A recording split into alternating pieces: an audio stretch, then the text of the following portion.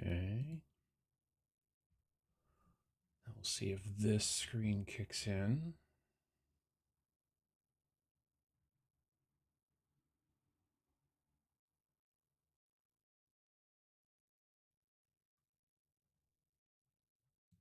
There we go. Cool. All right. I think that's cool. We'll pop out the chat. Put it over here so I can see it a little bit easier. Drag that window down, and I think that I'll change it to live chat, not just top chat. We want to see everybody. And done. There we go. Hope you're having a good morning or afternoon or evening or next morning. I don't know what time it is where you are, but I hope that you're having a good one. Square Peg, how you doing? FDM spaceships? Yep, indeed. Colin Max says, afternoon, I've been playing Halo Flashpoint, the best sci-fi game ever. I got to play a demo of it at Dragonfall, little, pretty local. I mean, it was, it's about 2.5 hour drive away, but it's a local tabletop wargaming convention that I went to back in October, and I got to do a demo of it. I already had my guys painted, but I just hadn't gotten a chance to play yet, so I got to do a demo of it. It was cool, but I haven't had a chance to play since, unfortunately. So, but I've got the recon box or recon set or whatever they call it. Please explain painting optical camouflage on spaceships. I know rule of cool. I don't know, it just looked neat. I guess that's the same thing. The ones that are in the title websites, if you go here, like theirs are a lot more subtle. They've got this kind of speckling going on there that's a lot more subtle than mine. Mine was slightly, they look better in person. The photography, sometimes they get a little bit higher contrast. So there's that, but yeah, it's, it's just, it looks cool. Fungazi, how you doing? Dragonfire, morning from Quebec. Loosely Collected, hello from a cold Jonesboro in Southern Illinois. How you doing? Good morning from a sunny but chilly Newark, Delaware. It's not sunny here. It was above freezing yesterday, so the snow is mostly melted. We got about an inch of snow, not that much, maybe not even quite. Now most of it's gone, so that's fine. That squirrel has an unusually white tummy. There's a squirrel out there messing around looking for stuff, and he's chunky, or she, I'm not sure, because they like to get real fat just before winter, which makes sense. I get that. I think I do too. But a very unusually white tummy. Let's see here. Good morning from Yukon, Oklahoma. How you doing, BF Bulldog? I remain committed to old school 3D printing, aka hobby casting. Cool. Motor Breath Jazz, how you doing? Almost warm mid-Michigan. Yeah. Like I said, it's going to get the mid-40s here. Good day from Amsterdam. How you doing? Morning from cloudy Milwaukee. Got a P1S printer from the recent sales. Best to do that before any tariffs affect prices. Could be true. That's a Bamboo Lab printer. Nice. Let's see here. Good afternoon from heckin' windy Hertfordshire. Hertfordshire? I don't know if I'm probably saying that wrong. In the UK. Yeah, I've heard that you guys are having a big windy storm thing going on over there. So I hope everybody's shingles stay, on their roofs and all that kind of jazz. Good afternoon from Kent, England. How you doing? Oh, hey, I caught the live Sunday show. It happens, and that's cool. Glad to have you, Dad Bod. I hope Vallejo fixes everything about the situation with the workers. Yeah, I mean, I know that they've got Vallejo has been in a situation where there's a worker, like a strike, because they don't like the conditions there or something. I saw a headline, or I saw an article about it, which I did not read. I skimmed a bit of it, but yeah, they're having labor dispute over there in Spain. They're in Spain, and so hopefully the workers get what they want. Have you heard of sprue goo? Yep. I'm not good at it. I have a bottle of it kind of going, and I don't think it works as well as it should. I don't know. I know Vince and many others swear by it, but mine's never been sprue gooey enough. I'm not sure exactly. Good afternoon from a very stormy Isle of Wight. How you doing? Mad Max, good morning from Oklahoma. Have a great day from Athens, Greece. How you doing? Good morning from snowy Saskatchewan. Supposed to get a total of 8 inches this weekend. Wow. Wow. Yeah, I don't know. Last winter we had a really mild, as far as snow is concerned, very mild winter, and I don't know if that'll happen again this year or not. Hello from Hanover, Germany. Clearwater, Florida. Listening in from Georgia. Played 3 games of Age of Sigmar today, and now trying to figure out Zona Alpha. Wow. You've already played 3 games of Age of Sigmar today? It's like only 10 o'clock there if you're in Georgia. Well, unless you're in Georgia, the country. If you're in Georgia, the state, it should only be about 10 o'clock there. But that's pretty cool. Hello from Fat Dragon. How you doing? Good evening from Poland. Refreshing my Drop Zone Commander PHR army. Nice. Good morning from Santa Cruz, California. Once again, I hope everyone is doing well. I also hope everyone is doing well. On Friday, after I got done with my stream got done at 1, and then at 2:30, I went to Walgreens, and I got the new COVID vaccine. I got this year's flu vaccine, and I also got the first of the 2 shingles vaccines because I'm an old man. And so I have not felt great all week so far. Like I just kind of ache everywhere. I mean, my arms hurt. That's understandable. There's a bunch of shots, but just everywhere I just sort of ache. Like otherwise, it could have been so much worse. I've talked to people who've had much worse situations, but I'm just still kind of a bit achy.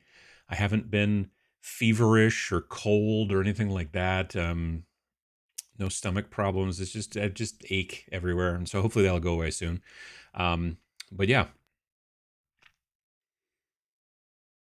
it's better than probably getting shingles, that's for sure. I've talked to people who've had it and said it's not cool.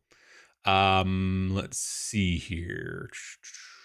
My right hand is a gnarled claw after nearly 11 hours of filing, gluing, and trimming in anticipation of weather warm enough to prime today, using the podcast to finish a few more pieces. Nice. I mean, sometimes you just got to get in there and just do the airbrushing, or not airbrush. Well, I generally do airbrushing, so I don't have to worry as much about the weather. Although with terrain, I generally prefer to rattle can. But yeah, sometimes you just got to get stuff done when you get the temperatures you can use. You know what I mean? Morning from a cold Tennessee. I'm a little under the weather. Ordered BV. Your Battlefront Valkyrie. I was like BV. I got it, and I'm impressed. My P1P will be busy. Nice. Yeah, I've liked it too, and I've been enjoying. I actually want to mess around. Well, first of all, I want to get the 2 expansions, which I haven't gotten yet, but I'm going to. One of them has got like I showed in the video, has got like some chunks of space station for terrain and stuff, and the second one has some like Federation ships basically, and some new scenarios and such. So. But there's also a part of me now that wants to try, and I've seen videos about this and stuff, but I want to try it for myself. I want to get like some sort of STL, some sort of miniature of some flavor. Well, I don't know. Not like a spaceship necessarily. That's like, like because these ships are designed for. Wait, let me hit this button. Yeah, like these are designed to be printed in FDM. Like they're flat on the bottom for the most part. You don't need supports and stuff like that. Like just everything is just, the angles and everything, it's designed that way, which is smart. But what I want to do is try to do a miniature that's not designed that way. I want to take some miniature and print it, but then also send it to my friend Dave and have him print it in resin, and then see like a comparison, like obviously up close, it probably won't look necessarily. You'll be certainly be able to tell when you're like, oh yeah, but like, what about at a foot away? What about at 3 feet away? That kind of stuff. So I don't know. I'm gonna mess with that a little bit. I think too. I have to just find the right model, I guess, and go from there. Let's see here. We'll have a good bit of Aztecing, which is what they call it on the Enterprise. Oh, like the stuff, the little, like the speckling and such? Sure. Checking in from soggy South Ontario. How you doing? Feeling okay after shots? Like I said, it's been mostly, I was on the couch a lot yesterday, which really feels wasted to me. I like to do things generally. So I was just on the couch a lot, just kind of sitting and like, I answered a bunch of comments and things like that on my laptop, and I did a bunch of that, and I napped a bit and whatever. But yeah.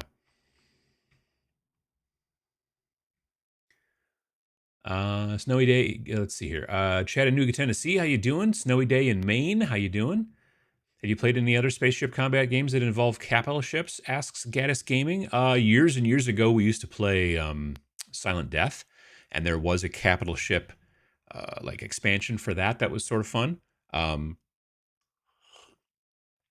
I have played literally one demo of Drop Fleet Commander years ago, like when it first launched, I think. I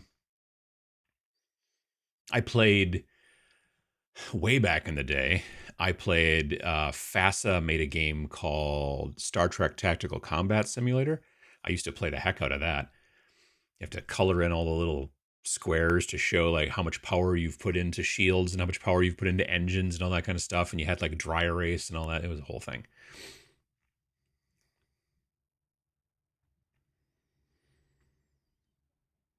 Has anyone printed the FDM starships on a resin printer? I mean, somebody probably has, but I have not. I mean, I'm assuming they would look even better. I don't see why they wouldn't. But yeah, it should. I pretty much anything that you print on an FDM printer should print generally, I would think, just as fine, if not better, on resin. But there's just the slightly added hassle, you know. But I don't believe for a minute that you're like, well, you have to print this on FDM. It won't work on. I'm sure it'll work on. You probably have to put some sort of like a footing around it. Like there's usually settings in your slicer that allow you to put like a brim or something like that around it, so it's not sitting right on the build plate. But probably otherwise you should be fine. Let's see here. Got those rules free to check out. I've got plenty of Star Trek attack wing ships to proxy. Sure, yeah, that'd be cool too. I could see that. Looking at Overcast, heating up the garage to prime a dragon. Cool. Blake's Pipes, how you doing? Thank you. Painting my first kill team Aquilons, despite owning 9 from the last 6 years. Completed my 2009 Space Hulk Gene Stealers a few weeks ago. Nice. Good morning from Columbus, Ohio. Hard to believe it's the every other Sunday time again. It's every other Sunday. Yeah, no, it's weird. Time just keeps going. It's going to be Christmas soon. Hello from Tennessee, making my own Angels of Death kill team with Birthday Marines. Birthday Marines, those are fun. Like, yay, Birthday Marines. I'm working on Blood Angels, Salamanders, and Space Wolves. Oh my, neat. Jim Crimmins, how you doing? Morning from New York State. Been leveraging 3D proxies for Kill Team and Age of Sigmar quite a bit lately. 20 Night Runner proxies, and the new Kill Team box is short 3 Ogrins because capitalism. Yay, Etsy. Well, there you go. See? Hello from Cologne, Germany. How you doing? VJ Morph, how you doing? Everyone's looking forward to Crimo. Is it Crimo or Crimo? Or that's a good question. No snow in Charlotte, North Carolina. Does it snow there much? I wouldn't think so. Greetings from a defrosting Cleveland. How you doing? I don't think it's snow. This weekend was PAX Unplugged in Philadelphia. I don't think they had any snow there either, but I've seen some pictures from the show. It looks like it was probably a lot of fun. One of these days, I hope to go to PAX Unplugged. I think it'd be a good time. Painting 3D printed models for Blackout. Neat, like for terrain and stuff. That's pretty cool. Morning from Portland, Oregon. How you doing? Good morning from the Pocket Dimension. Recuperating from wisdom teeth extraction, but I have a good kitty to snuggle with. That is nice. That does help a bunch. I had George a little bit to snuggle with yesterday, so that was nice. Even Rex a little bit, although I don't know. He's still a little too young to be a snuggler. I wish he would do more. Let's see here. Good morning from Ottawa. How you doing, Brian? Any update on Snarling Badger retailers in Europe? I mean, it's generally up to the retailers to reach out to us. We have a link on the bottom of the website that says like retailer portal, and then retailers can reach out to us and say, hey, we would like to carry your games in our store, and then we can send them a code, and then they can get money off. So if you've got a retailer that you like to go to in Europe, go tell them to hit up the website, and then we can go from there. But otherwise, we don't do distribution. So normally, what has always been the case with game companies is they make a bunch of a product and then they ship it to distributors. At least here in the States, companies like Alliance, ACD, Southern Hobby, Peach something, Peach Face. I don't know. Anyway, a bunch of different distributors, and then stores usually buy from distributors. And stores don't usually just buy from one. They'll have multiple distributors they work from, because sometimes this thing's only available through this distributor and this thing's only available through that distributor. It's kind of a pain.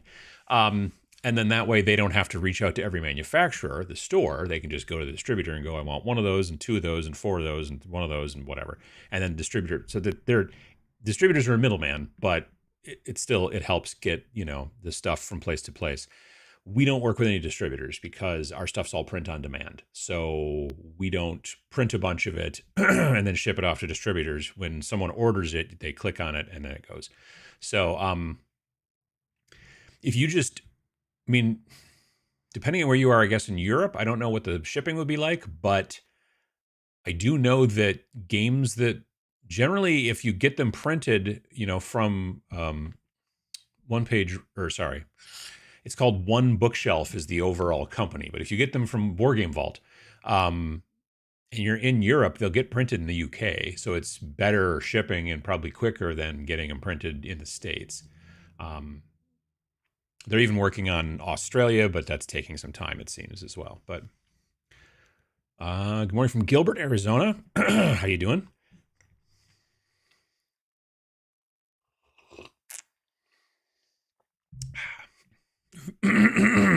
Excuse me. Vaccine-related malaise is the best you can hope for and not bad at all. I don't know. I always thought malaise was more of a mental thing. Or is that just like malaise is also just like being achy and stuff? I don't know. Good morning from Chile, Connecticut. Haven't used sprue goo, but I do use plastic glue to caulk. Plastic Minis was doing this on the Blooded Kill team yesterday, and we'll be finishing up today. I almost never use plastic cement. The only time I ever use plastic cement is, and Vince makes fun of me, I only ever use it when I am building plastic terrain kits. Like, GW sells plastic terrain kits, but other companies do too. So I'll use plastic cement there, but when I'm working on miniatures, I always use CA glue. I had shingles in college. Wasn't fun. Yeah, no, I don't want to do it. So that's why I'm getting the, you get the one vaccine and then you have to wait 2 months and then you can get the second half and then I guess you're good. So we'll see. Good morning from Molly. How you doing, Molly? That's a bunch of vaccines at once. I've had all of those plus the RSV vaccine since I'm old and asthmatic. Yeah, I don't know. I've had some people be like, that's maybe too many at once. I'm like, well, maybe it is, maybe it isn't. And so far, it's not so bad. Old School Online, how you doing? Good morning. Got Snarl and Majestic 13 on Black Friday sale. Did you get anything on sale? Did I buy anything on sale? I think I might have bought a little bit of software that was on sale. Well, that's like plugins. I bought some plugins for the video editing software I use, which is called Final Cut Pro, which has this new version, has a version 11. It's been Final Cut Pro 10 for years and years and years and years and years. Now they finally have bumped it up to 11. And I don't know if you guys noticed it at all. Nobody mentioned it, so I don't think anybody really noticed it. But in the last video that I did, there's two different spots. There's a spot where I'm talking about game design, and then you see all these equations and stuff like that coming around. But they don't come over the top of me. Like, I am in the front, and then the equations are behind me, and then the background is behind them. And normally to do that, you either have to use a green screen, which I don't use. I've had people say, oh, you're using green screen because they think the background is fake. But I'm like, no, that's real background. Or you have to go in and like kind of manually rotoscope. You have to draw like a mask around for each frame, right? So that I'm, not covered up by the equations. What was the other thing I did? Oh, and then there was money falling when I was talking about the how expensive it is to make plastic, or the steel molds for plastic things. But there's this new feature in Final Cut Pro 11 called Magnetic Mask, where you can grab that, just drag it onto the screen where I am, and it will figure out and draw a perfect mask around me. And I've used it on a couple different videos now, and it's a cool feature.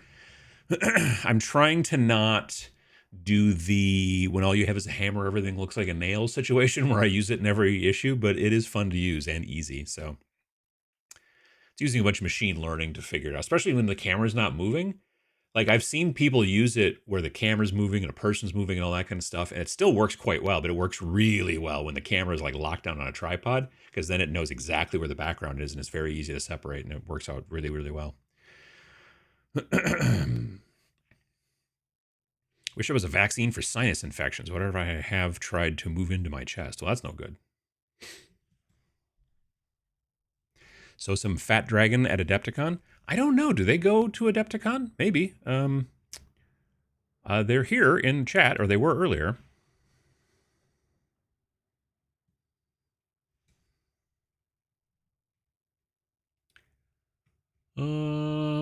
Let's see. Already printed all the ships and bases for core and expansions, working on tokens and bases now. Nice, nice. I've got the 5 from each side, but a total of 10 ships, obviously. Those guys are done for the base Battlefront Valkyrie game. I need to sometime this week I need to buy probably some, I want to buy some like glossy laser paper for, because I've got a color laser printer. So if I could buy some glossy laser paper, then I can print out the little thingies, for the these things down here, because you just print these out. But if you do it in gloss, it'll look a little bit nicer and stuff like that. And you cut them out and you glue them in there with a little bit of rubber cement. And so I want to do that. And what else? Well, there's the tokens and the wheels as well. So yeah, I want to get some, like I said, some glossy paper and go down that road. But honestly, at this point, I don't need to, like I can already play, but it's just nice to have the extra stuff.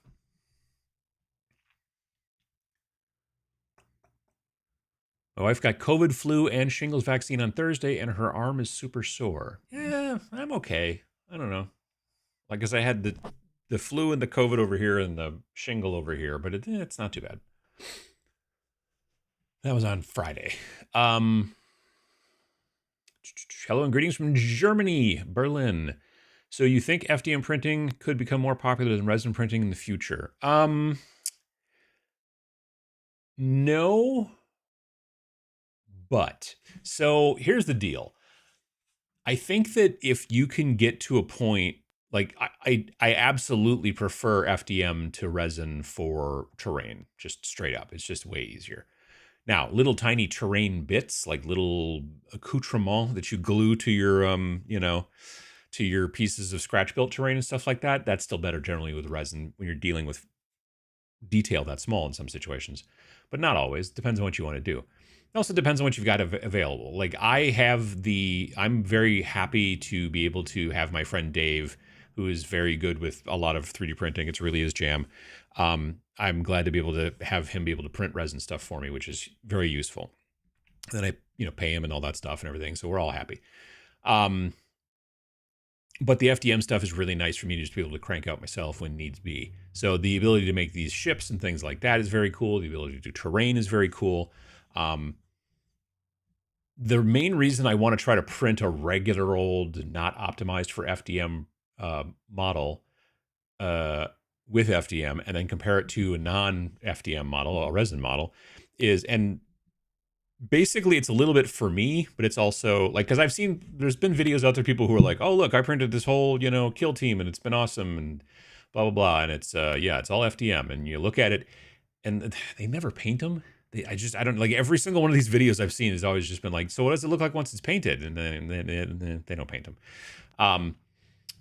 But the way I look at it is that it won't be good enough for most things. Like for me, being a fancy lad and enjoying to paint. But I want to see how, like, what the difference is. Not being an army player, right? If I played a game that was like armies and you needed to have 100 and some models on the board at once, then I would think more about it. But because I have a tendency to play skirmish, I'm probably not ever going to play. I'm probably not going to use FDM in replacement. I might give it a try just to see what it's like. For the stuff that's like this, for the Battlefront Valkyrie things, and then they've also got another game, which is like a sort of a steampunk sort of Tesla sort of thing. Like these things are designed for FDM, so they will look pretty good when they're FDM, and that's fine. But yeah, I think for standard, it's going to be a long time before an FDM printer can make something that people look at and go, oh, I couldn't tell it that. I thought that maybe was resin. Like, I don't think that's going to happen.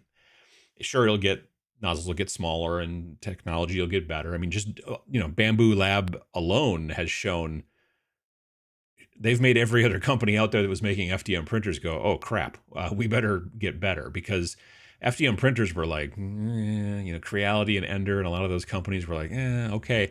And then Bamboo came out and people were like, wow, like this is fast, it's easy, it doesn't screw up, all these different things.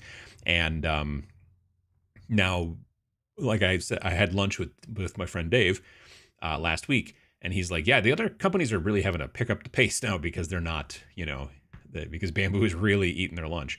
So I get it. But yeah. Haven't watched Friday's video.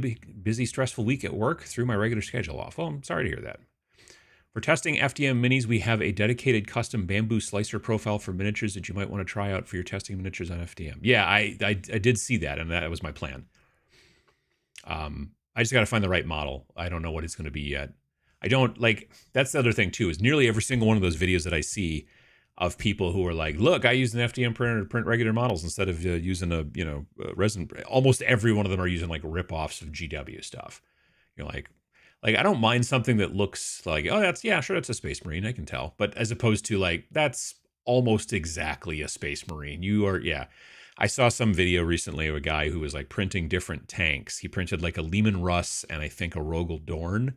And I'm like, those aren't a Lehman Russ. That's a Lehman Russ. Like whoever did that they probably didn't scan it because scanning still sort of sucks, but they probably just went through and tried to make something that was exactly the same. And they maybe moved some rivets around. So like, well, it's not exactly the same, which kind of drives me nuts. But that's the thing. The two things that I have a tendency to see from those videos where people are comparing it, and saying, hey, I can print miniatures, regular miniatures with my FDM printer. Almost every one of them, they never bother to paint the things. And I don't know why. Maybe because they don't look as good once they're painted, or else they're just the type of folk that doesn't paint anything. I don't know. And the other thing is it's always like a 40K ripoff. So I don't know. What are you going to do? So I want to, my plan is to make it not a 40K ripoff and to do a bunch of photography or video or whatever at pre and post painting. That's, I think, the trick. Just bought an FDM printer last week. I'm currently learning how to use it. Could you direct me to a good source of free STLs like terrain and such? Thingiverse is a place that has free stuff.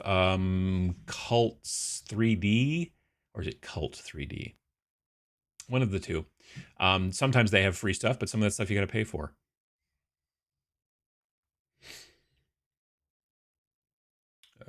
Morning from Northern Indiana. How you doing? Planning on running some demo games at my LGS over Christmas break. Nice. Good to see someone in the U.S. still sees the use in vaccines. Yeah. Let's see here. I've not heard of Yegi. Yeggi. Yegi. I've heard of My Mini Factory. Yeah, My Mini Factory has some free stuff, but not too much. Although when you do a search, I think there's over on the left side, there's a thing that you can check and say, just only show me free stuff. And so that probably helps as a filter, right? Morning from sunny central Iowa, getting to know my new super cool 2D compressor from No Name. I've not heard of super cool 2D compressor. That sounds fun. And I don't think I've heard of No Name. Well, maybe I've heard of No Name. Only had tiny rechargeable one before. Real air compressors are serious step up. Oh, yeah. I've got a Sparmax, something like that. Yeah, I think it's a Sparmax TC 2000. That sounds about right. Yeah, no, I like when I first started, I was using like a hardware store compressor, like a big red thing with a tank on it and all that kind of stuff. And you would spray and spray, and it was really nice until the tank started to run out, and then it would have to kick in to fill in the tank again, and it was loud, so loud. Like an airbrush compressor actually made for airbrush compressing. The thing that's nice about them is they're generally pretty quiet, so that's pretty cool.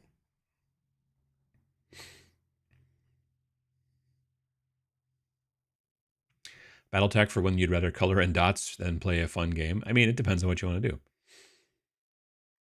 Warning from Lexington, working on some Vevictus prints, maybe for Frostgrave, but mostly agnostic-y. Nice. Now, I mentioned this before, but I still play Silent Death every year when red shirts run it at Can Games. Always fun. I just talked to, was it this year at Gen Con or last year at Gen Con? One of the last 2 years at Gen Con. I had a conversation with Glenn, General Glenn, from the red shirts. And yeah, it was good. We hadn't talked in years and years and years. Just hadn't seen him in a long, long time. But he and because me and my good friend Peter, we used to run demos for Silent Death at like Gen Con and Origins and stuff like that, and we would work with the red shirts. And yeah, it was a lot of fun. I'm glad to see he's still doing it. I've seen the red shirts Silent Death at Gen Con. Very impressive. Oh yeah, they got a lot of cool stuff going on. Battlefleet Gothic is the only tabletop space fleet game I've played and still plan on playing. After all, I have 3 painted fleets and a bunch of asteroid and planet terrain. I've never played Battlefleet Gothic. I know a lot of people talk about it, but I wonder if they'll ever bring it back. I don't know. You have to put supports on it since it was optimized for FDM. I just wondered how they would come out and if anyone had tried. I don't know if you'd have to put supports on. If something was designed for FDM, I don't think you'd have to put supports on it. But like I said, you might have to put a brim thing around it where it touches the plate, or if you decided you wanted to turn it at an angle or whatever, like you do, like because you know that seems to be the thing that happens with a lot of STL files that are, especially if they're pre-supported for resin, they have a tendency to be turned at like a 45-degree angle, so they're not just yeah. Then you'd have to have supports, I bet, obviously. It's Crimbo. Interesting. My son remains a fan of an older set of spaceship rules called Full Thrust. I've heard of Full Thrust. I don't think I've ever played it, but I've heard of it. Looking forward to trying Star Trek Into the Unknown. Looks a bit intimidating and crunchy rules-wise, but could be amazing. I would like to check that out as well, whenever it might come out.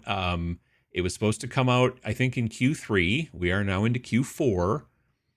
It still has not necessarily... I don't understand what they're waiting on. I can't imagine, but it's still not available from what I understand. Like, the starter's going to be like $150 too, because it's got a couple of big ships in it and then a couple of small ships maybe. I don't know. We'll see. But I first saw it at Gen Con this year, just like sitting in a box, just like, you know, like, oh, hey, look at this. And you're like, cool. When's that coming out? And you're like, oh, like third quarter. I'm like, all right, cool. And then now it's fourth quarter, and I don't think it's still available yet. Watching while sitting by the pool in Mexico on vacation. Well, that sounds like fun. Hope you're having a good vacation. No snow here in Florida's Space Coast. Sure, makes sense. We had about 2 inches of snow one morning this week in North Carolina near Charlotte. No kidding. Wow. Folks lived in the coast. We had a foot of snow one Christmas in North Carolina, and it was a thing. I'll bet. Yeah, oh yeah. My wife's uncle used to live in Baltimore, and he, grew up in Wisconsin and all that kind of stuff, but lived in Baltimore. And he's like, every time that it would snow like a half an inch, everything would shut down. He was just like, it's got to snow like more now than it did, but I don't know. No snow in Santa Cruz, but we had a tsunami warning this week after the earthquake. Well, I get that.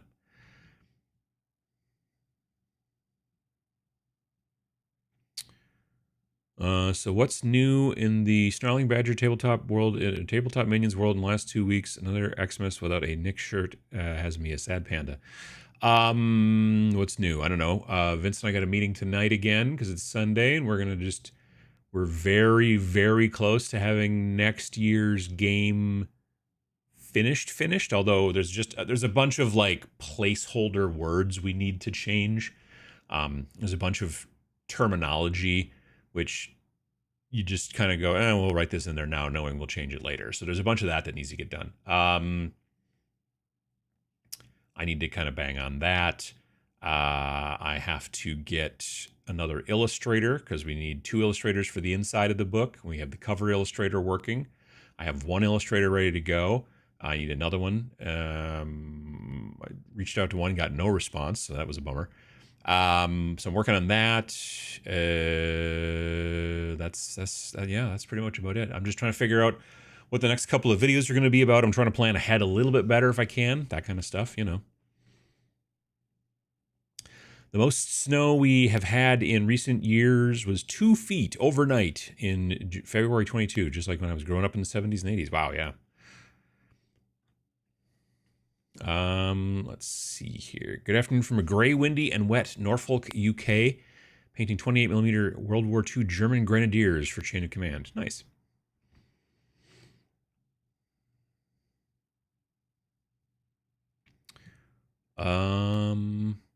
Corvus, how you doing?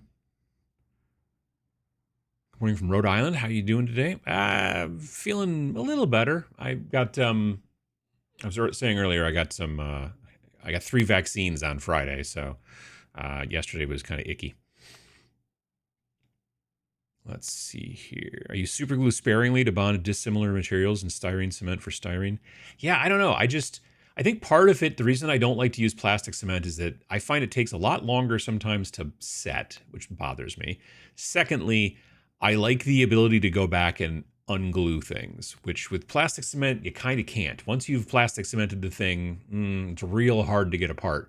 But there have been plenty of times where I've been like, ooh, that arm is not on straight, or that's not, or whatever.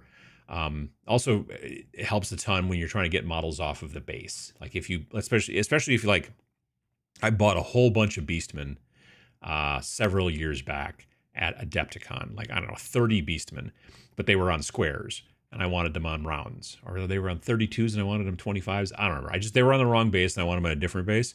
So I was like, God, I hope, and I asked the guy, I'm like, are these done in plastic cement or super glue? And he's like, I don't know. So luckily it was super glue, because then you can just kind of pop them off. It takes a little bit of work sometimes, but yeah, if it's plastic cement, stuff's not coming apart. Molly's doing pretty well. Shared some print photos of stuff I mentioned on Friday in your Discord, plus some prints of Battlefront Valkyrie. Nice. I don't think I didn't take a look at that yet. Like I said, I basically sat on the couch a lot yesterday, just being achy and also possibly breaky. I liked the equation effects. Nice. Somebody saw it. Was sick last week. Only finished 2 models with sweat on my back. Working outside in the rain. Construction work finally got me. Oh, yeah. No, I can see that.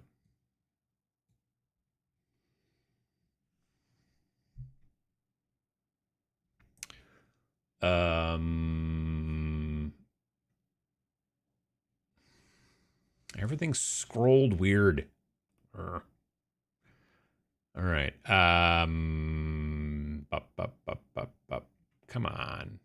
Peach State. There we go. All right. 2 a.m. here. Sick last week. Tracked down the other 3D printable game I mentioned in Wargame Vault. It's World War Tesla, again by Fat Dragon Games. Who rock. Seriously, check that out too. Sure, yeah.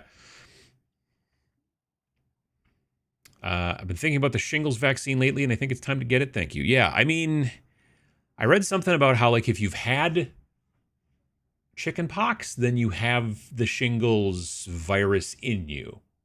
And I think I had chicken pox twice.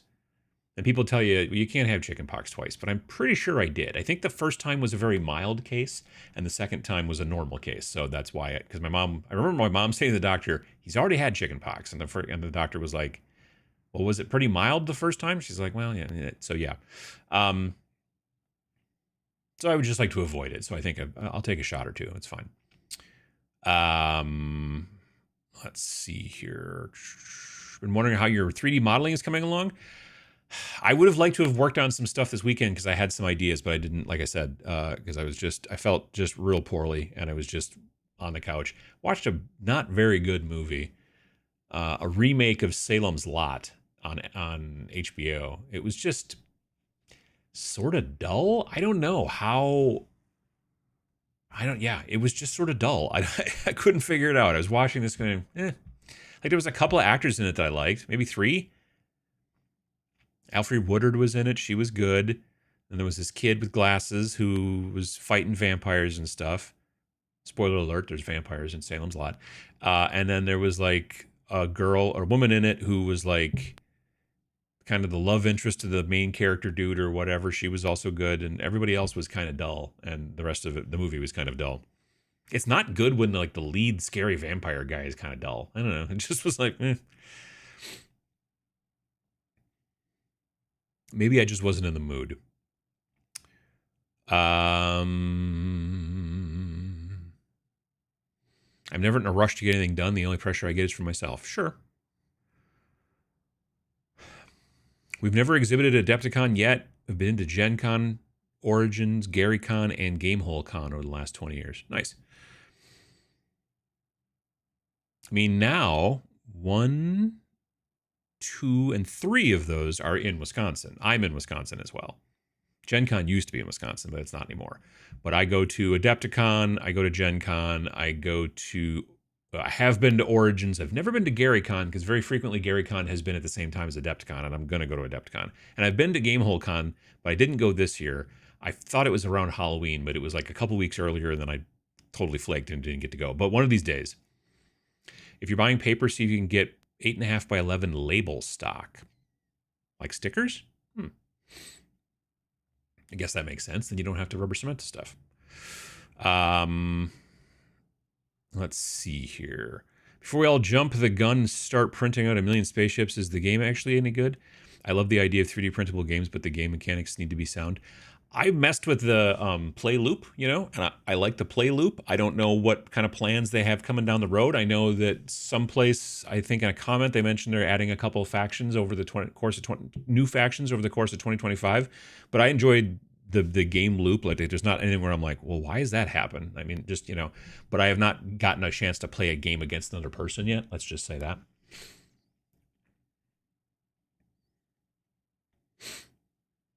Gotten them in the top slot on Wargame Vault. They were already there. Actually, before I made the video, they were...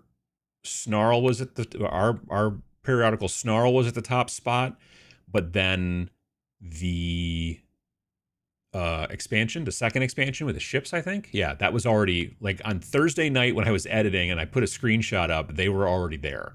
And Snarl was in second place. So I didn't push them up there. They were already there. Like the main button, this main game here is already a platinum seller, so there's like only 2 more metals above that. There's mithril and then there's adamantine or whatever. So yeah, but this hasn't really changed. The expansion set 2 was already on Thursday night, already up there, and then there was Snarl, and then I think Valkyrie might have been in 3rd place, the base game, the starter set, might have been in 4th place or something like that. But yeah, excuse me. But yeah, we had been in the number 1 spot with the new issue of Snarl, and then, like I said, at some point earlier this week, the new expansion popped up, which the new expansion's already a gold seller. So then is Electrum between silver and gold? I think it is. I think maybe it goes gold and then platinum. Yeah, I think it goes gold and then platinum and then mithril and then adamantine. So yeah.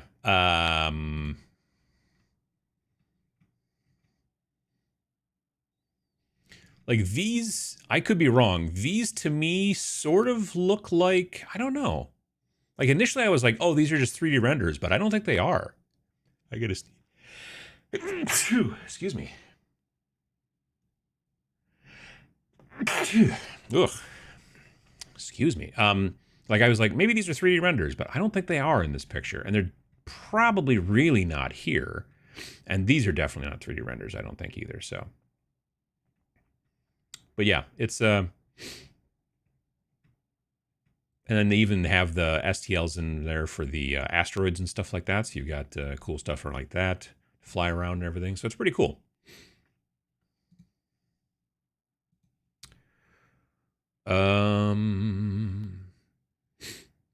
I use the minis for my OPR FTL games. Yeah, I mean, that's the thing too, is that, again, every game is miniature agnostic if you believe in yourself. So if you're into FTL from OPR, it'd work great for that too. Game is simple, looks fun. The only real complaint I had with the rules was pretty minor, and that's just that there's no points values or fleet size suggestions. It's just agree on both sides. That may be a thing that they changed on the road, I suppose. Does Wargame Vault have a product type now for 3D printable games? No, but they do. Like when you look at it up here, it shows it. It's interesting because like up here it says STL 3D model, and it's $24.99 marked down to $14.99, which is where it's been for quite a while. Since when I bought it, it was at $14.99, so it's on sale. Whereas, like, if you look at one of our games like this, it'll say watermarked PDF, or it'll say, you know, if it's not watermarked, it'll just say regular PDF. Like, no, they do watermarked PDF too. Yeah, so here's you've got PDF, and then you've also got the choice to click and pick, you know, different stuff like soft cover, you know, standard color book, blah, blah, blah, whatever.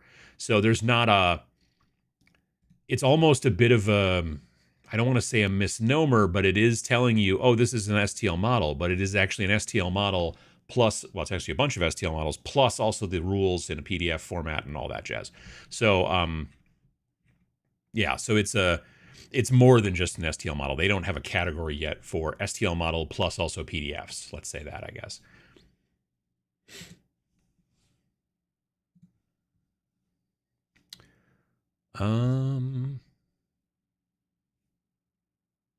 Issue with Army scale FDM is the speed. Resin is so much faster at Army scale. Yeah, especially if you're printing with like a small point, you know, 0.2 nozzle, then yeah, for sure. That's also true.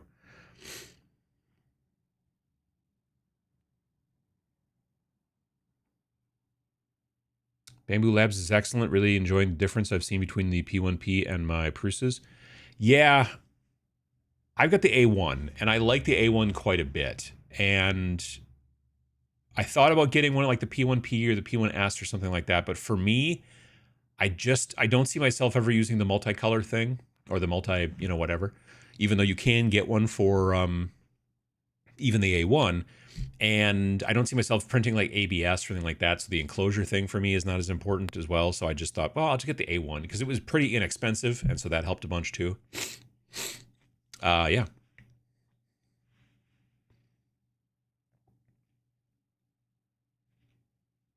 I gotta sneeze again. I can feel it. Why not use Death Wizard's Necromancer mini for the test? It's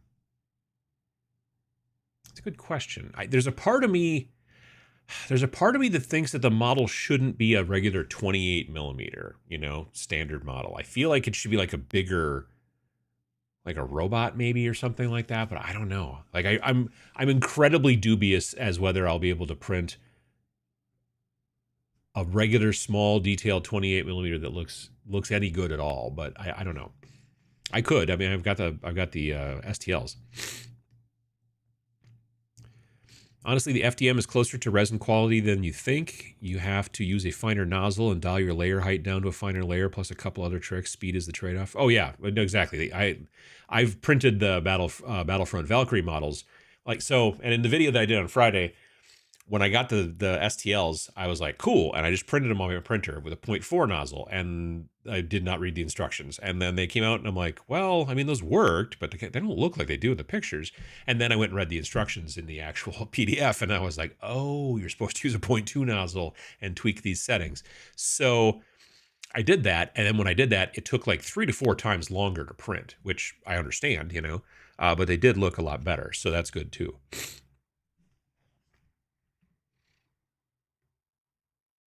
I'm cool with mini agnostic and making our own minis, but why pirate GW to play GW? I just don't give them my money and vote with your wallet. Yeah, see, there's a lot of people out there who are like, hey, screw GW, but I still want to play that game. And that I don't get. You know what I mean? Like, yeah, I don't know. I don't care how big of a company they are. I'm just against the idea of IP theft in general. Like, if you want to play with cool, not really Primaris Marines that you buy from a company like, oh gosh, Cromlech. Cromlech's got some really, can I find them on here? Let's see here.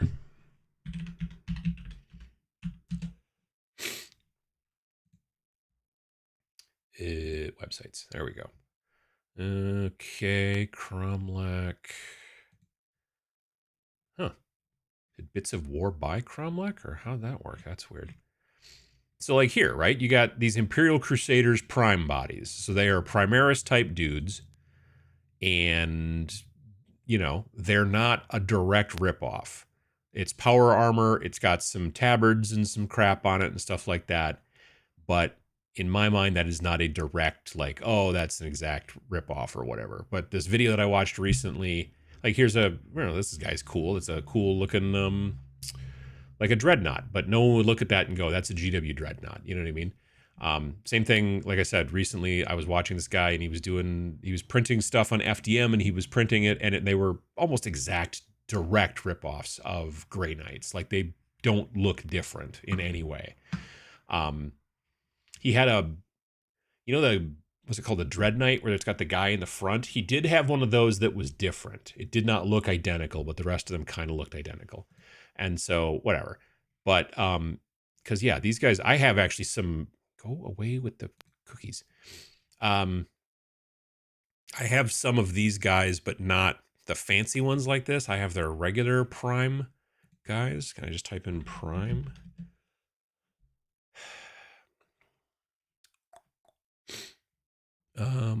I do have some of this stuff. They're just really cool, you know, and you look at them and you go, okay, I get the general concept, but it's not like a ripoff, I guess, or a direct copy. Maybe that's what I'm trying to say there. I don't know. Just a second, folks. I have to blow my nose. All of a sudden, everything's starting to fall apart over here. I'll be right back. Just a sec.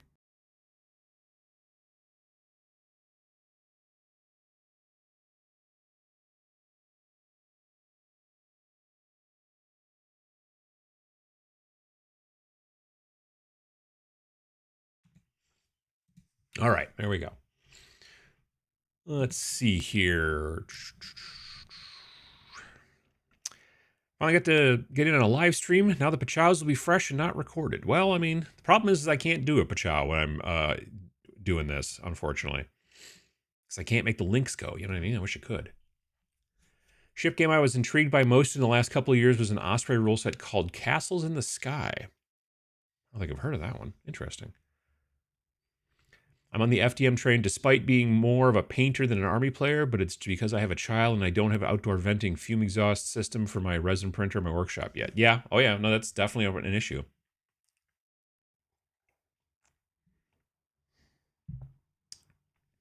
FDM minis look better painted, to be quite honest. These people are just lazy. Well, I mean, that could be the case too. Or maybe they just don't have the time to paint them or whatever, I suppose, like that. I don't know. But yeah, I want to try that out. I picked up the Battlefront Valkyrie ships, asteroids, and space station, using them for Void Admiral. Ignored the look of the fleet, but great for basic rule set. I keep hearing about Void Admiral, and I haven't looked at it yet. I should probably take a look at it. There's some great FDM optimized models. I printed some their stuff 6 years ago on a mono price mini, and it was amazing. Should try it on a bamboo. Yeah, I should. Considering having my friend do a FDM print of Turnip 28 minis. I think if you put enough texture on, you probably wouldn't notice it. Funky Joe, how you doing? Stuck at work today, but not much going on. Well, you know. Do you think full color FDM printing will become a thing? No. Well, no.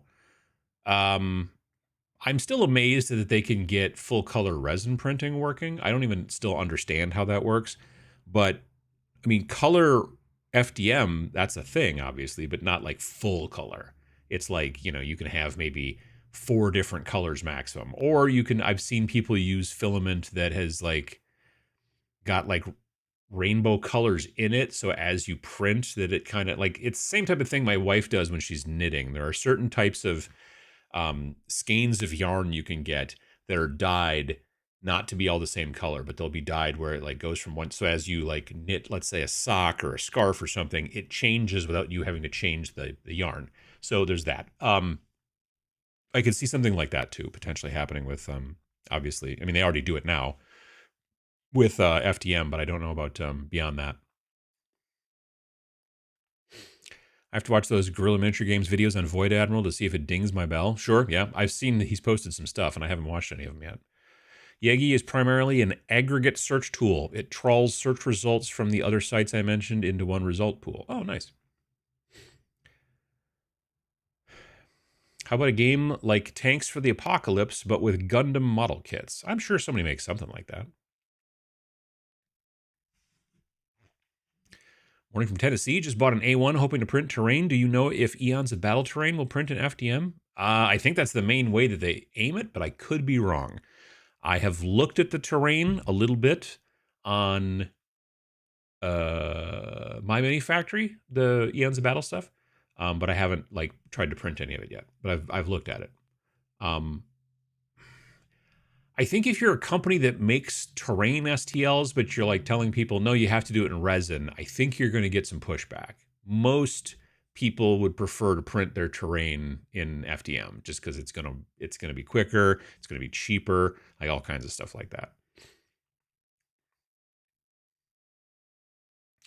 I snagged plastic Vor the Maelstrom terrain off of eBay for a great price. Turns out they're huge. It took 3 hours to remove all the mold lines, but they will be part of a spaceship junkyard setup. I remember Vor the Maelstrom. I think I have a box of it. Well, I don't know if I still do. I used to have an unopened box of Vor the Maelstrom, like still in the shrink. And I don't know if I ever sold it or if it's still in the basement. It could be. Anyone try War Fleets from One Page Rules? So War Fleets is what they now call FTL. They used to call the spaceship combat game over at One Page Rules. They used to call it FTL, but there's a video game, a very popular video game from what I understand, also called FTL. So they probably were like, nyeh, and so they've changed it to War Fleets. So yeah, people who were talking about FTL before, I think, are now talking about War Fleets. I'm 98% sure that's the case. I have a small Harbor Freight pancake style compressor. I connected a portable air tank to it for extra capacity, added another regulator and water trap, built a sound dampening cabinet around them. That's a lot of work, but I bet it works pretty well.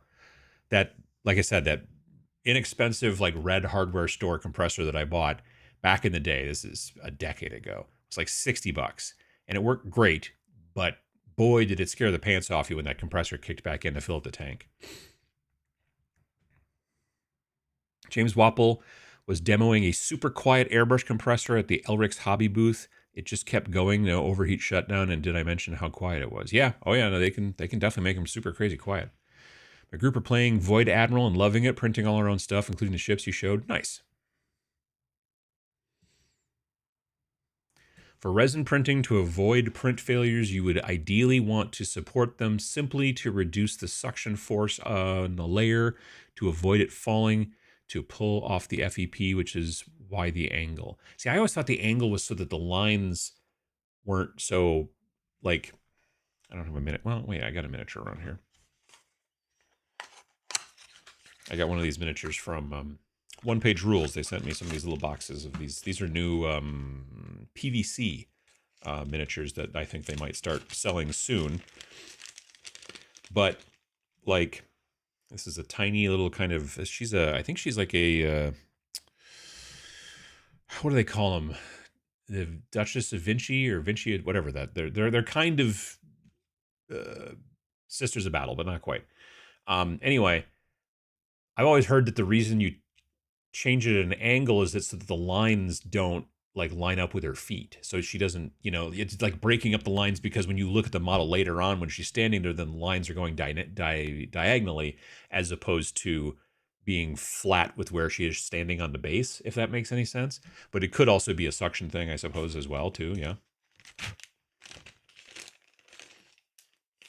Yeah, One Page Rules sent me some, like I said, they sent me these little boxes. So they're like 4 of them with different, like this one's got the little lady in it, and this one's got like a Tomb King looking sort of dude, like he's a skeleton Egyptian dude or whatever. And they also sent me a 2-player starter for Age of Fantasy Skirmish, and then I bought a 2-player starter for Grimdark Future Firefight, which isn't here yet, but I bought that off of Etsy, because they've been selling their stuff on Etsy lately, like, printed stuff, which is pretty cool. I think that they're eventually going to really start to move into other things. I think that they're growing to the point where you're going to start potentially seeing, like, if they're putting stuff in full color boxes like this, that means that they want to eventually have these things in stores. There's no other reason to do this. You know what I mean? If it's just for shipping to people, and it's never to be in stores, you wouldn't bother with the full color, paper boxes like that usually. It would be insane if they rebooted Battlefleet Gothic. The possibilities stagger the imagination, I suppose. Yeah. I was a Starfleet Battles player way back in the 80s. I had a friend who was into Starfleet Battles. Yeah. I think we played it once. You can just print resin flat on the print bed, but you also risk damaging the prints while removing them on top of the chance of failure. Sure, makes sense. I get that. Compressor from No Name is supposed to be great. Oh, that's cool. There's a fan-made game called Mobile Suit Gundam Skirmish that's popular with the local Gunpla Club. Nice.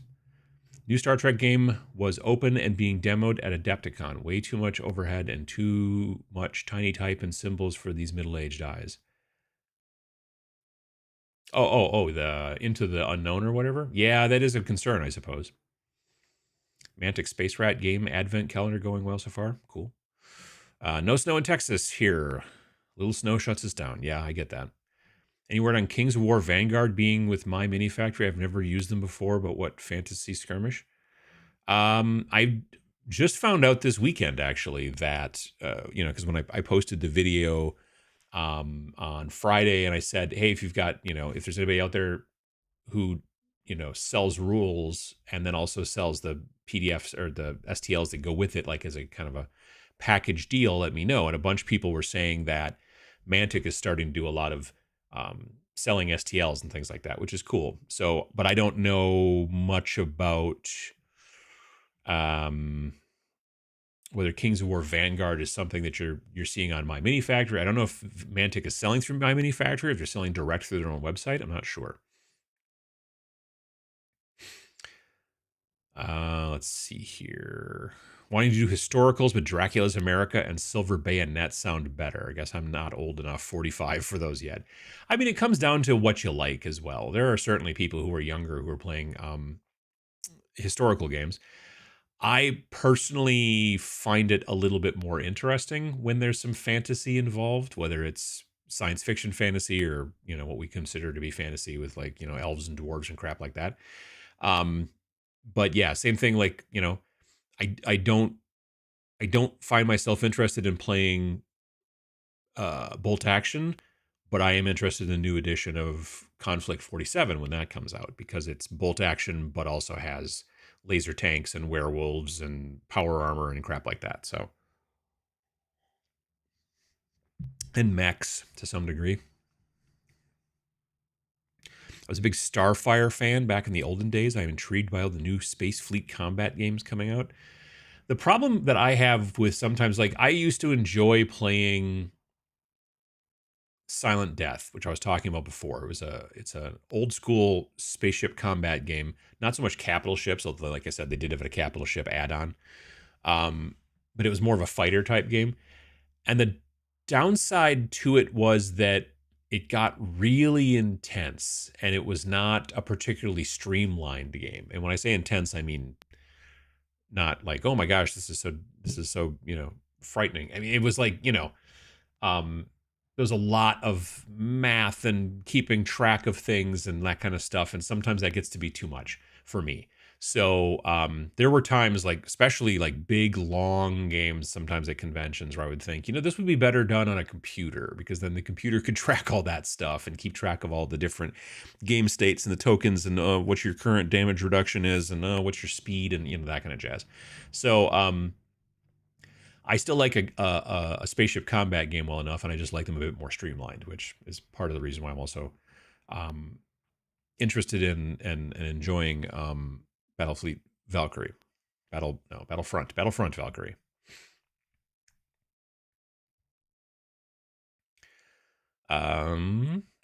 Kings of War Vanguard V is launching soon on My Mini Factory Frontiers. If you pre-sign, you'll get a Blaine STL for free. Oh, cool.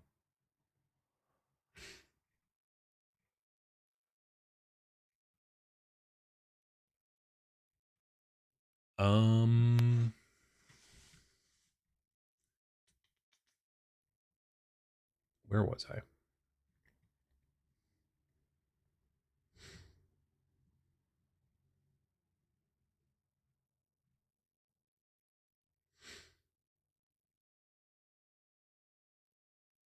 I'm way behind.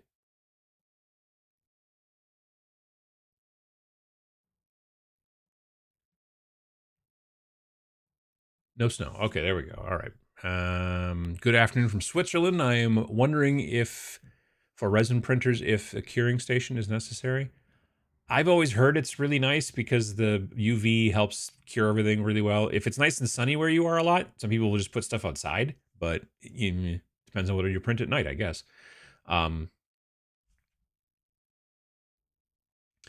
When you do your comparison video, I'd be curious to see how the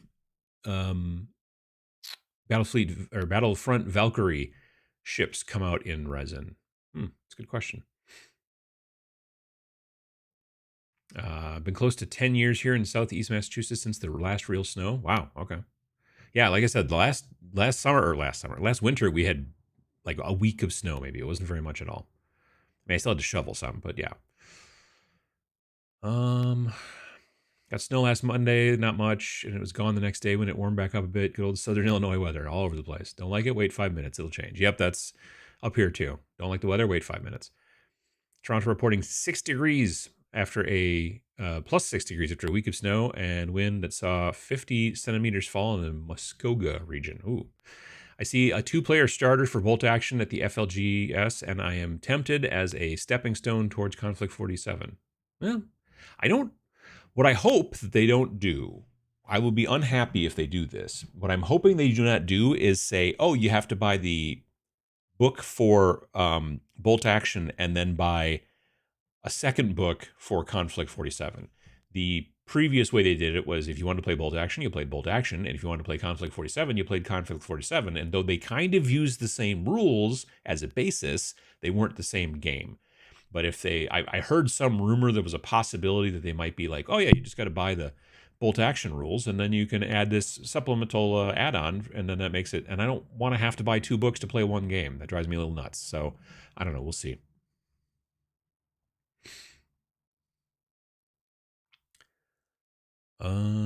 Canada Post has been on strike for 3 weeks. Found one of the last Inner Circle Task Force boxes shipped by UPS halfway here. Perlator and UPS decided to pause shipments because they can't keep up. I don't know what Inner Circle Task Force is. I'm not sure what that is. I know you and Vince have a list of games ideas to pick from for the next slot. Any plans to maybe have a community vote on a short list? Nuh-uh, not really. I plastic cement all my minis, but I super glue them to the bases just in case I want to swap those out. Makes sense, yeah. With the way GW changes the base sizes, rebasing minis is a real concern, sure. Wish you guys would do a Pulp Hero type of game. Love how Starling Badger does rules. Like Pulp Heroes. I mean, there's Pulp Alley. They're out there if you're interested in that type of thing. Pulp Alley does a lot of skirmish kind of like pulp stuff. I was going to say, I don't know that neither of us is really super into that, although I think probably Vince is more into maybe some of the pulp stuff more so than me. Like those types of movies and things, at least. I don't know.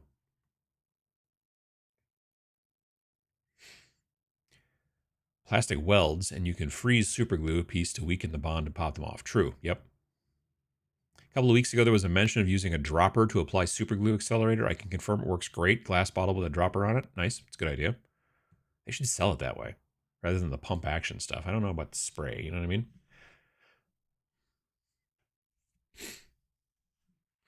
Unpopular opinion. Stephen King has great ideas, but the endings always fall flat for me. What do I know, though? Yeah. 79 Salem's Lot is the best. I don't think I've ever seen it all the way through. Now we don't need to watch the remake of the original, do we? A kid, of course. Salem's Lot remake was terrible. Absolutely no character development. Key important bits of the story omitted. Was a did not finish for me and my wife. Bailed with about 20 minutes. What was I was watching something. I started watching something this weekend, and then I was just, I was watching Legend by, I don't know, it's got Tom Hardy in it. He's playing the Cray brothers. He's playing both of them because they're twins. And yeah, I probably watched about a half an hour and then I stopped. It's not that it was bad. It was just that I was like in a weird mood, and Reggie was in jail, and Ronald, who was the like schizophrenic one, he was just like the most annoying character in the world. And so I was just like, it's going to be the all Ronald show for a while because Reggie's in jail. So I'm like, I stopped. I might go back and watch it later, but I don't know.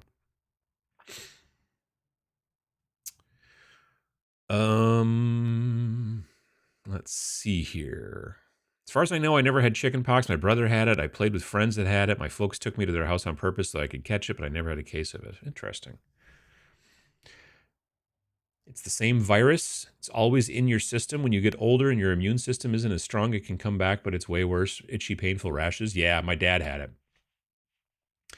When I was right towards the end of when I worked at the airplane, I was going to say airplane company, but that's not the case. It was a not-for-profit membership organization for people who were into airplanes and mainly building their own airplanes. One of the guys in IT, he like was 45 years old probably and got chicken pox at 45. This is the first time he'd ever had it. And as it turns out, like when you're a little kid, chicken pox is like, yeah, you're itchy, fine, whatever, deal with it. But when you are old, over 40 and you get chicken pox, that's not good. He was in rough shape. He had him in his throat and it was just, it was bad. So yeah. Been having a lot of fun FDM printing out some OPR armies now. Painting is on my list. Is on my friends as well as I'm printing for them and getting them into Wargaming from play. Oh, that's pretty cool. Yeah, makes sense. Chickenpox twice is unlikely, but not impossible. And yes, shingles comes from having chickenpox. Apparently, if you get the chickenpox vaccine to avoid chickenpox, you can still get shingles because the virus has chickenpox in it. Whoa. If Gamehole stays away from Halloween, I could add that to the agenda, but Dragonfall is so close. Maybe Dragonfall for Fat Dragon. Yeah, I mean, honestly, that would be... The only thing is Vince and I have been in the same situation to some degree, but like when you sell stuff predominantly electronically, going to conventions is like Vince and I could go to a convention and have a booth and just print a bunch of books ahead of time and then sell them. I guess. But for something like Fat Dragon Games to go to a convention, I would think that they would either just need to be there to just let people know who they are and that kind of stuff, which is useful. But if you want to like actually sell stuff at the convention, then you've got to produce a bunch of stuff and bring it and sell it. But it depends. The other thing is just to come and run demos too. That'd be a smart move as well. Vince and I generally don't have a booth at conventions because then we would have to hang out in that booth during the convention and we want to go do other stuff. And so, yeah, that's why we have people ask us all the time. They're like, why don't you have a booth at Adepticon? And we're like, because then we'd have to hang out there and we couldn't go do other things. And it's, yeah.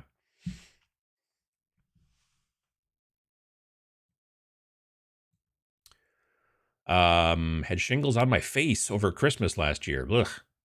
Can recommend getting the shingles vaccine if you can get it. Chickenpox, shingles virus, similar enough to mean that if you had one, you can get the other. Yeah, who is it that I don't know this person.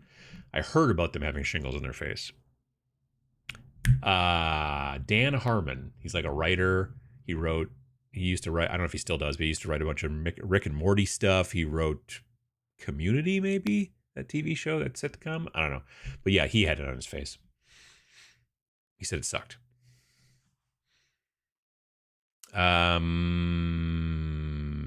Let's see here.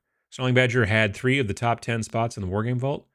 Yeah, we've been doing well recently, partially because of the Black Friday sale. That beefed up a couple of the older ones as well. Just got a bamboo P1S, mainly because I don't have a place my cats can't get to. Yeah. And the first thing I did was make a piece of terrain called the Greeble Shed for all my Greeblies I make to paint. Oh, that's kind of cool.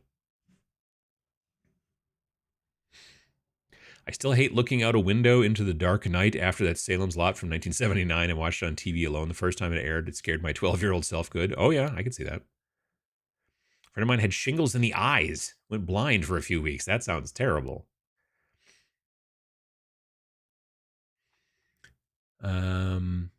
Tom Tullis of Fat Dragon Games has been doing great instructional videos for newbies to 3D printing since the Creality Ender came out in the pre-pandemic. I've been using their D&D tiles for years.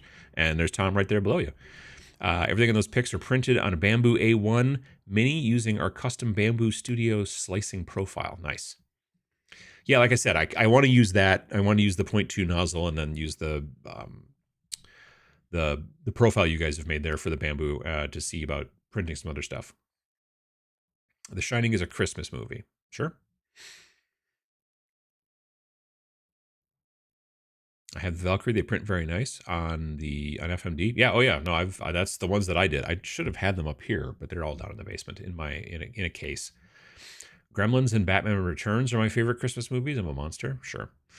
Where do you find your creative types to hire, work with illustrators, sculptors, etc.? So we've only ever really worked with one sculptor, and that was Matty Knuckles, aka Knucklebones Miniatures. And it was just a situation of seeing his work out there on the internet, like on My Mini Factory and places like that, and then just being like, oh, that's really cool. That would work perfectly for Death Wizards. And then we reached out to him, and yeah, we just basically did a partnership. Like we told him, we gave him ideas of like what the 6 different types of necromancers are, and then he sculpted stuff, and then we were like, yep, that's, we didn't sit there and like micromanage and go, well, I think this pouch needs to, we just were like, we like what you do. Why don't you try doing this? He didn't do it wrong. Like he didn't go, oh, okay, well, one of the guys is going to be a robot. We'd be like, there's no robots in our game. He just, did a great job. And we were like, cool. And then basically the deal we've got with them is that all the STLs that you buy, or whether you buy the stuff through only games, they're like, if you get them printed, like if you don't have a printer yourself, they can do print on demand as well with those same 6 figures. Basically, it's a 50-50 split. So we get half of it, they get half of it for the first 2 years. And then after that, it's just their models. So we didn't have to pay them or do anything up front. We're just like, hey, let's do this partnership. And it worked out great. As far as illustrators and things like that, I get the majority of them off of, it's either I find other work that they've done, like in other books that I think are cool, and then I try to look them up online, or I just come across them on Instagram.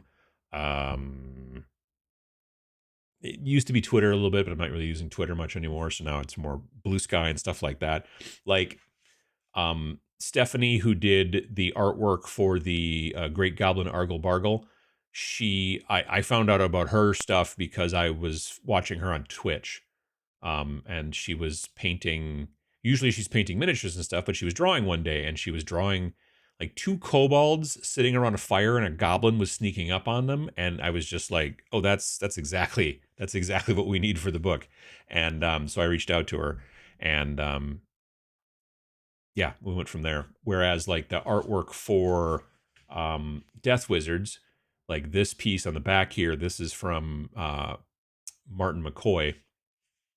I came across an article, some web article about a game, and it had this really cool piece of artwork in it, and it was like, it said in it, like art by Martin McCoy, and I just looked him up on the internet and found him on Instagram and started following him on Instagram, and then when we were going to do the Death Wizards, I was like, I think I know the guy, and I reached out to him, and went from there. So yeah, just follow people online, and I would say, I mean, there's a website called ArtStation you can look on as well. ArtStation's not bad, but yeah, Instagram and other stuff like that. Just looking for artists and people who draw stuff and do commissions and things like that. It works out pretty well. Does FDM have the same issue with fumes and stuff that resin does? Not to the same degree by any stretch of the imagination, especially if you're doing something like PLA. PLA is a kind of it's almost a bioplastic to some degree, like it is technically biodegradable, just not like doesn't biodegrade in overnight. It takes some time, but it's still technically based off of some sort of bioplastic. And but it's when you get into things like ABS and those different types of filaments, which are a lot stronger, but the heating them up and melting them and squirting them through the nozzle thing has a tendency to give off considerably more fumes than say PLA does. But yeah.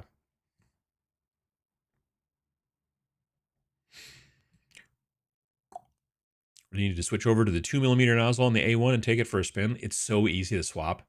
It's so easy to swap those nozzles. Multicolor printing thing is great for running long prints and setting it to auto swap spools as they run out. Sure, yeah, I can see that. Why not one of the bigger Titans from OPR? OPR has Titans? I had no idea. Really leaning into getting a bamboo printer. I have my young niece and nephew living with me. Don't want the resin chemicals around the kids. Yeah, no, I can totally understand that. Like when you are working with a resin printer, you should really be wearing a pretty fancy respirator. You should not be just like standing there working with the stuff, from what I understand. So that's something to think about.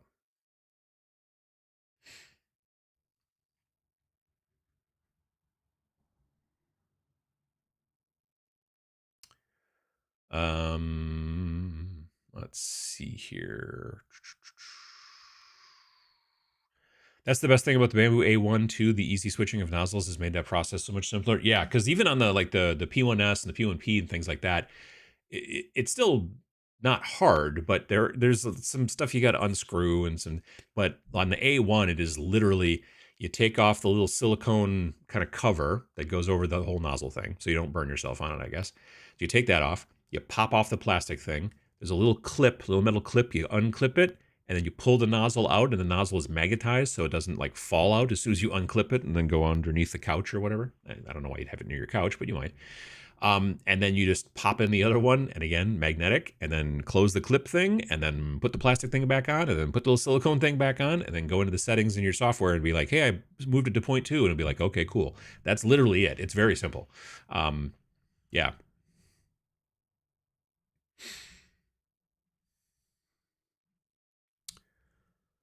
We do a few ships today with the 0.2 nozzle. Nice.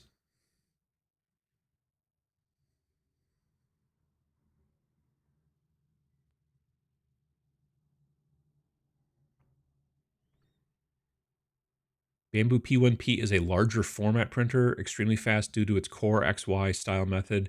Bed only moves on the Z axis, no enclosure, and I only run PLA, but it's insanely fast.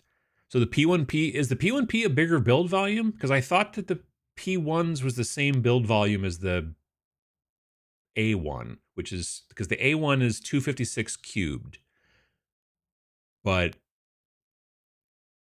256 millimeters, I think, right? Yeah, I'm pretty sure it's that's what it is.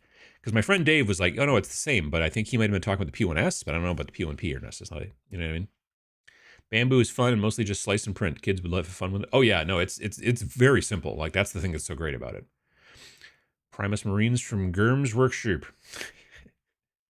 When the new Warhammer Underworlds game came out, which was called Emberguard, I immediately looked at it and I was like, Ermagerd.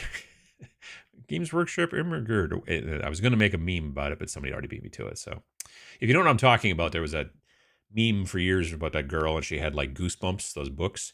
And it was like Ermagerd Goosebumps. Because she had like I don't know, it was weird. Might be too old, those memes.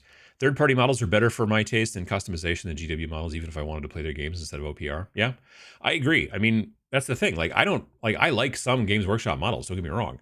And they're fine. And sometimes I take those models and I use them in other games.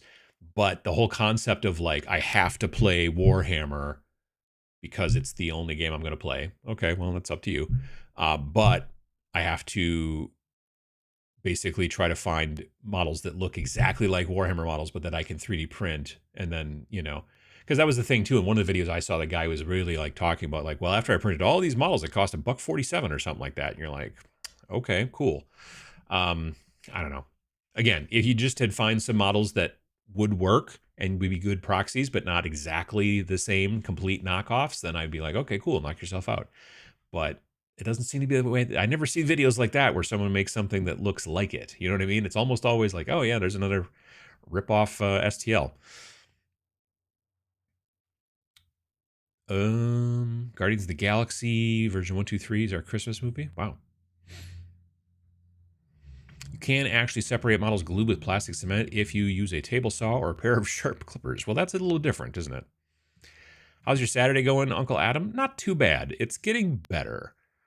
When I woke up this morning, I was kind of achy and whatnot because I got I got 3 vaccines on Friday, and yesterday was all day, just sort of like achy and kind of headachy and a little bit of a headache as well to some degree, but that seems to be getting better, so that's good. I like to watch Kelly's Heroes around Christmas. Nice.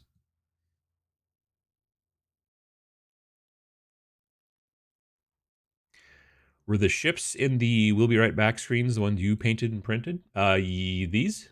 Yes. Yep. I probably should have gotten more of those pictures set up so that I could show them, but yeah, no. These are, yeah, I did these this past week. I printed them out and then painted them on Tuesday or Wednesday. And yeah, I did those. And those are some of the like Federation ones. But I also have the Kurgans, I think the more Klingon-y looking ones,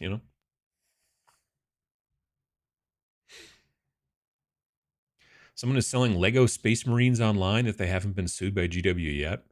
I'm always amazed when I go to conventions and I see Barons of Dice and they have this massive, and they make custom dice, and they have this massive banner behind them at their booth that is just covered with like cartoon kind of versions of like Nurgle stuff, Ossiarch Bone Reapers. Like how they don't get a cease and desist is amazing to me.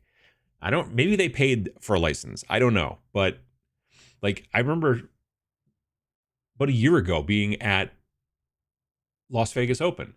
And like from where I was at the Army Painter booth, I could see the Barons of Dice booth with the giant banner, and then I could look this way and there'd be Games Workshop, and they were like 40 feet apart. And I'm just like, makes me nervous, man. I don't know. What chat is he reading? It doesn't seem to be on Twitch right now, but I don't see the messages. I'm just way behind. I'm always way behind because that's just the way it works. XP Gamers, how you doing? And loving the content? Thanks for the hard work. Absolutely, I appreciate it. Played Castles in the Sky, so much fun. Giant airborne battleships fighting it out. Who could ask for anything better? I played Leviathans from Catalyst Games. I like that. Been printing resin bases and tiny city terrain for Dropfleet 2.0. Recently saw the FDM quality is crazy, a lot less hazardous and easier to print safety for the stuff I'm doing. Nice. I think Guerrilla Miniature Games did Void Admiral Bat Rep. Yep, he's done at least a couple. Sorry if I already asked, it's late to the stream. Any other games you can self-print with a ship combat? I'm not a fan of the Star Trek vibe of Battlefront Valkyrie. I don't know. That's a good question. That's kind of what I was asking. I kind of asked that on Friday in my video. Getting a stack of Osprey Miniatures Agnostic Games books for Christmas, even tracking down the out-of-print ones. I also got Freaks from them. Oh, that's cool. Yeah, that one's just come out. With the other bamboo that has the full AMS, you can get 16 colors. Wow. I found that FDM minis have been really hard on natural hair brushes, So I would recommend not using Winsor and Newton. Oh yeah, no, that I could see that, the ridges and stuff like that. I have a tendency to paint with synthetics all the time anyway, but yeah. Have you seen the newer 3D printers that push the plastic into a gel suspended in it so that you don't even need supports? It's very interesting new tech of printing coming out. I have not seen that.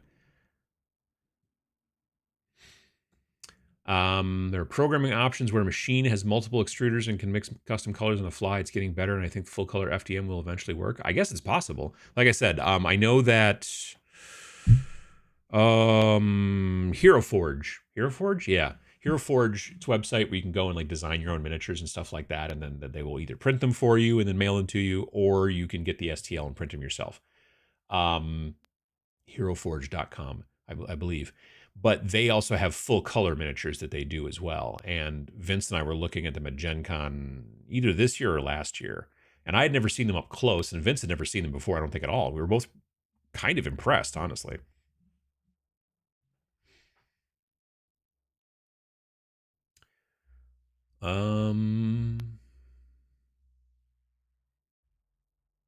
Let's see. Full color resin is done more like an inkjet printer. Color FDM produces a lot of waste. Oh yeah, when it's switching back and forth between the different spools, it always has to, kick out the old stuff and then put in the new stuff, and then it kicks out that little booger of stuff. And yeah, it has to do a lot of it every time it switches. Yeah, it can take forever too.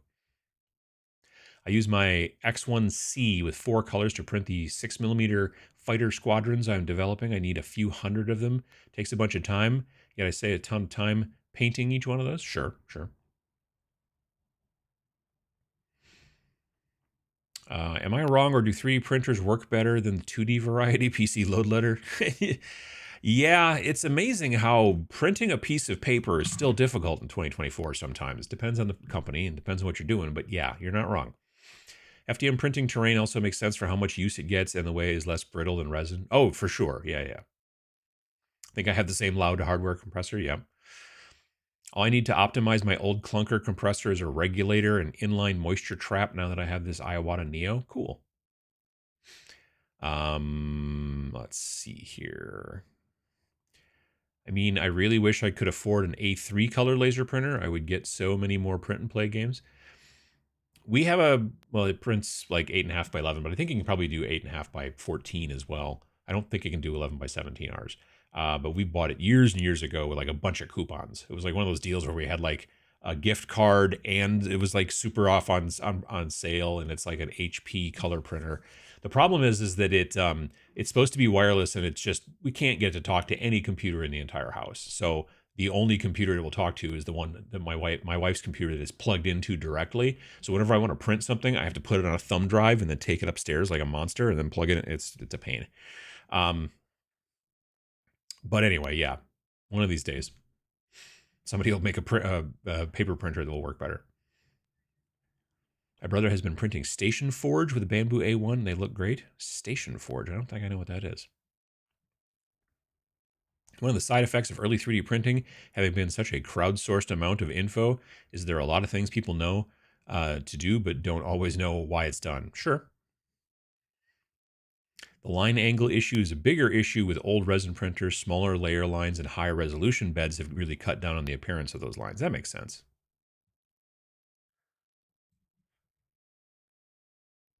I was just about to read. There. Mantic do both My Mini Factory Frontiers and their own monthly STL, The Vault. Oh, okay, that's cool. Please put elves, dwarves, and crap like that on a shirt. I'd buy a dozen. Nice. Yeah, my stupid need to sleep. These things happen, you know. I do like Tabletop Simulator for some mini gaming. A decent scripting could track a lot of those bookkeeping things in more extensive game systems. I've never had great luck with Tabletop Simulator. It's a bummer. Personally, if I were doing spaceships, I'd do octagonal bases with holes for pegs of different color to indicate damage. Kind of a cool concept. Conflict 47 could afford to get weirder. I want some German night gaunts. Ooh, that'd be kind of cool. Inner Circle Task Force was the Dark Angels Battle Force box that sold out in minutes. Oh, okay. Gotcha. I saw a post just recently. I think actually Lee, I think Gaddis Games shared it on Facebook, and it was a store. I'm not sure exactly where, but basically their GW rep, they just could not get a hold of their GW rep for like 2 or 3 weeks, and then the GW rep blamed it on them and said, "No, I reached out to you, but there must be something wrong with your cell phone or blah blah blah, whatever." Long story short, this store wasn't able to get any of the Christmas bundles or anything like that, and there was something else that happened, and it was just like a giant mess. And so finally, this store, it was just like, well, we're getting rid of all Games Workshop stuff. We're going to sell it all at 40% off, and then we won't be ordering it anymore. And we're getting it out of the store. And I was like, it's a bold move, but you know, you can only be pushed so far. And yeah, I mean, my local shop, my friend that runs his local, or my friend that runs a local shop, he's like constantly having to fight with his stupid his rep. He's like the rep. He's first of all, I think he's gotten 3 different reps this year. They've changed constantly, and he's like, yeah, I just can't ever get a hold of them, and they're like, they'll call and like not leave a message and just all this stuff, and it's just like how in this day and age a multi-billion-dollar company like that doesn't just have a way where you go to the website and say, I want 2 of these and 1 of these and 4 of these and take care of it. I don't get it. It doesn't make any sense. Last I knew, when you wanted to order stuff, you had to do like a Google document and then fill that out and then email it back. Oh, God, I'm like, really? You guys? Seriously.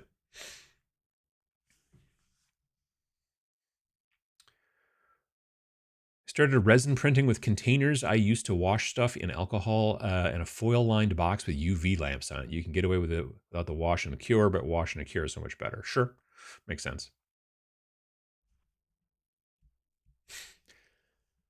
To make your own cure station relatively cheaply if you're good with your hands, and Harbor Freight sells a well-priced ultrasonic for washing. Yeah, I've used a Harbor Freight ultrasonic for my airbrush wash, I think. I thought you were referring to Legend with Tom Cruise. No, that's a fine movie.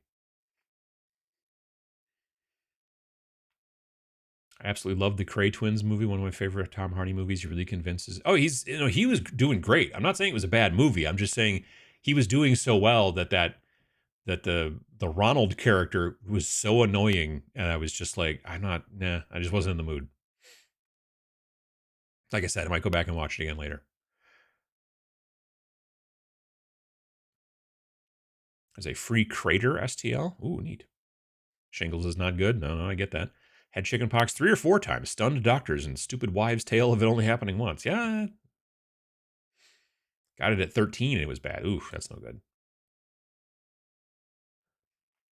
I had shingles a couple 3 years back and I'm 49. Not bad. Just had some sores on my head and whatever hair I still have. Well,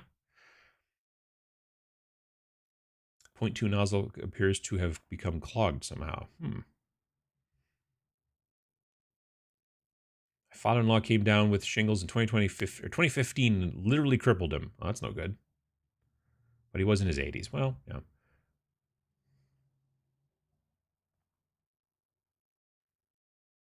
My grandfather passed of cancer and the treatment impaired his immunity. He developed shingles a few times in short order. Ugh, that sounds no fun. Booth work is fun, but you kind of are chained down to it. I prefer running games than I can walk around. Yeah, I get that. Like I said, me and Vince are just like, because we're such a small, organization, if you will. We just like, yeah, we got stuff to do. I don't want to sit here at a booth and do that kind of stuff. Loved your Friday video on Battlefront Valkyrie. Looks awesome. Lovely Star Trek vibes. Nice. I appreciate it. White Rat just joining. Good morning from a snow-covered Connecticut. How you doing? Space Combat Minis. Loved Silent Death back in the day. Yep. Played the heck out of Silent Death back in the day. Used to do demos for it at Gen Con and Origins. I think it was just those 2 conventions. First time I was ever on a plane, actually, was flying to Origins for running demos. It was me and my friend Peter, and then my friend Peter's roommate, whose name was James, but we called him Sarge. And Sarge had a IT type job, and he worked for a company. I think it was local to the area, but he was basically on site at some place in South Dakota, like every week. So every single week he would fly out Sunday night to South Dakota, be there until like Thursday night or Friday morning, fly back home, and then he would, be home for the weekend and then fly back again. And he did that like every single week for 3 years. And he had so many miles, like so many like sky miles or whatever, and this was in 95. We were like, oh, we could go and run demos at Origins in Columbus, and then yeah, and so he's like, well, I'll take care of the flights. The three of us will go. It'll be great. And so because he had so many miles, and so we flew to Columbus for Origins in 1995. That was the first time I ever was on a plane.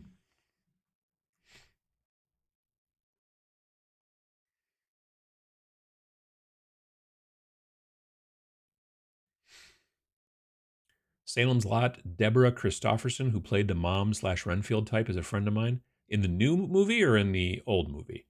I've done some old timey radio shows together. According to her, a lot of needed scenes got cut in the new movie. It could be. She was fine.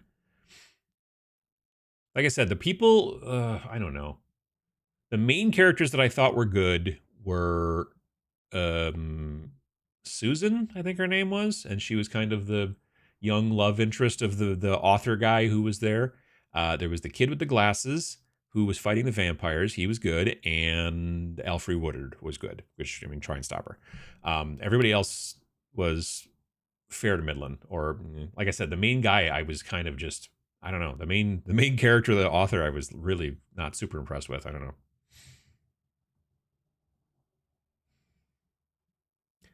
I got the A1 and put it in one of those giant TV cabinets that closed off the TV. Works to keep the cats out. Oh, that's a good idea. Yeah. Just completing my final 6 Russ armored infantry figures from Victrix. I bought them with the early Saxon armored infantry. Altogether, I got 84 miniatures for £60. Nice. Hello, belatedly from wet and windy UK, where in the back end of a storm you sent over the pond to us. I apologize. I did not hope to send it. You say the movie legend, I think Tim Curry and Tom Cruise, as you should, I think. My grandfather got shingles on the inner thigh and groin area and suffered for over 10 years. Ooh, yee. Yeah, I'll take the the vaccine. I'm fine with that. Early morning here in New Zealand, getting into Kill Team here is a cheaper way to play at the bottom of the world. Appreciate what you do for the hobby. Absolutely, I appreciate that. Yeah, that's why I'm a big proponent of skirmish games, is because it does allow you to get into a game without having to build and paint and buy, in some situations, 50, 70, 100 models, I think that's why skirmish games are quite popular these days. Bought plenty of Knucklebones models. I was really happy to see that you partnered with them. It was just a situation of like, it just made sense. You know what I mean? Like, if we were going to make a game that was all about, I don't know, like a game like Gaslands that was all about cars, I don't know that I would reach out necessarily to Knucklebones, because he's known for doing these very organic looking people type things. I wouldn't, if we were going to make a space combat game, I wouldn't have probably reached out to him. Whereas if I wanted to have somebody do, like, there are companies out there that make like really super cool spaceships, but I wouldn't go, hey, can you make a guy? Can you make a cool looking guy who's got like a cool cloak and all that kind of stuff? Because that might not be the thing that they're interested in, or the thing that they're good at, Same with the art. We always like to work with people who do the thing that we're looking for versus finding somebody whose art we like and then telling them to do something different. You know what I mean? Like, wow, you draw such amazing looking skeletons. Can you draw girls? Like anime girls? And they'd be like, no, I don't really do that. And so that's always the thing. If we were going to have an anime game, we would find somebody who does anime stuff versus have somebody who does like amazing, like we wouldn't talk to Martin here, who did the artwork for Death Wizards, Martin McCoy, and go, hey, can you draw a bunch of anime girls? Because that's not really his jam. It seems obvious, but I do see a lot of people who end up working with artists that's not exactly what that guy does or that woman does, and it just doesn't make sense, Like I said, Stephanie, it was just a situation where as soon as she started drawing those goblins on her stream, the goblin and the kobolds, I was like, oh yeah, that's exactly who we need to talk to. It just made sense. So I'm very glad to have come across Falling Freely on Twitch. If you're interested in following her, she does great work. Silicon sock is also to allow the temperature of the hot end to remain consistent and not melt the casing. Oh, nice. Polyactic acid made from cornstarch is what PLA is. Neat. Bought an Ender Pro as a cheap way to try out 3D printing with PLA, and it's been great for terrain and movement trays. Real tempted by the Bamboo Lab to start doing minis. Yeah, potentially. A lot of PLA is additives to strengthen it, though. You wouldn't want to actively compost it. Yeah, I can see that. Ermagerd, exactly. 100% thought the new Underworlds was Ermagerd. Exactly. The Aware 0.2 nozzle can clog easily, especially avoid the fancy filaments, the ones with sparkles. Oh, sure, yeah. I just use for the filament just the normal PLA basic from Bamboo Lab. Does My Mini Factory print minis? 3D printing is not in my wheelhouse. There's been more peer pressure for 3D printing than drugs, it seems. So they don't, but they own a company called Only Games, which I think their website is only-games.co, not .com.co. That's a subsidiary, or I don't know what the legal classification is, but it's a company it's part of My Mini Factory. And some, not all, but many of the things on My Mini Factory are also then available as a printed version from Only Games. And I have gotten stuff printed from them in the past, and I have been happy with it. I don't have any of it in this drawer. I thought I did, but I don't. I moved it all downstairs. But I did buy, actually around Black Friday last year, I bought a bunch of stuff from them. And most of it was all Knucklebone stuff, actually, too.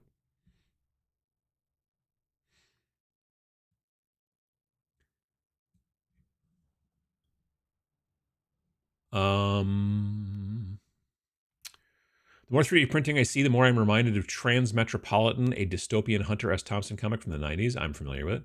And now we are getting closer and closer to his camera glasses. Sure. Oh, yeah. How's your 5G now that you're vaccinated? I mean, I'm on Wi-Fi right now, so it's hard to say. It's a good question. Kurgan, like Clancy Brown from The Highlander? Might be, sure. I mean, I think it's spelled the same way, but I don't know.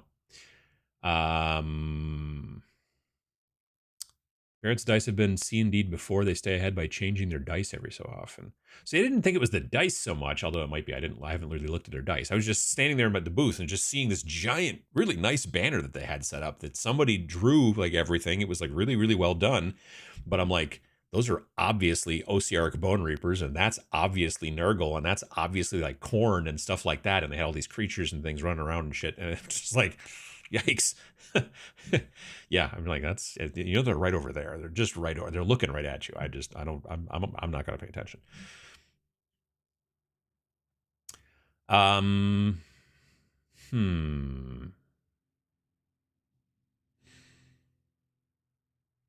Boogie Darkwings, how you doing?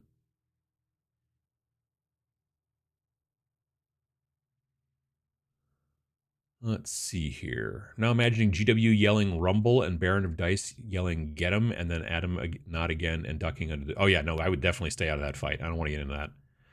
How do you feel about Grimdark Future or Fantasies? I like the Grimdark Future stuff, specifically Grimdark Future Firefight from OPR, which is the like skirmishy version. Yeah, I like that a lot. Well, I was going to show you because I printed out the most recent rules and put them in a 3-ring binder, but then I took it downstairs to take a picture of it because I showed a picture of that or some video of it in last week's video, and it's still downstairs by my painting table.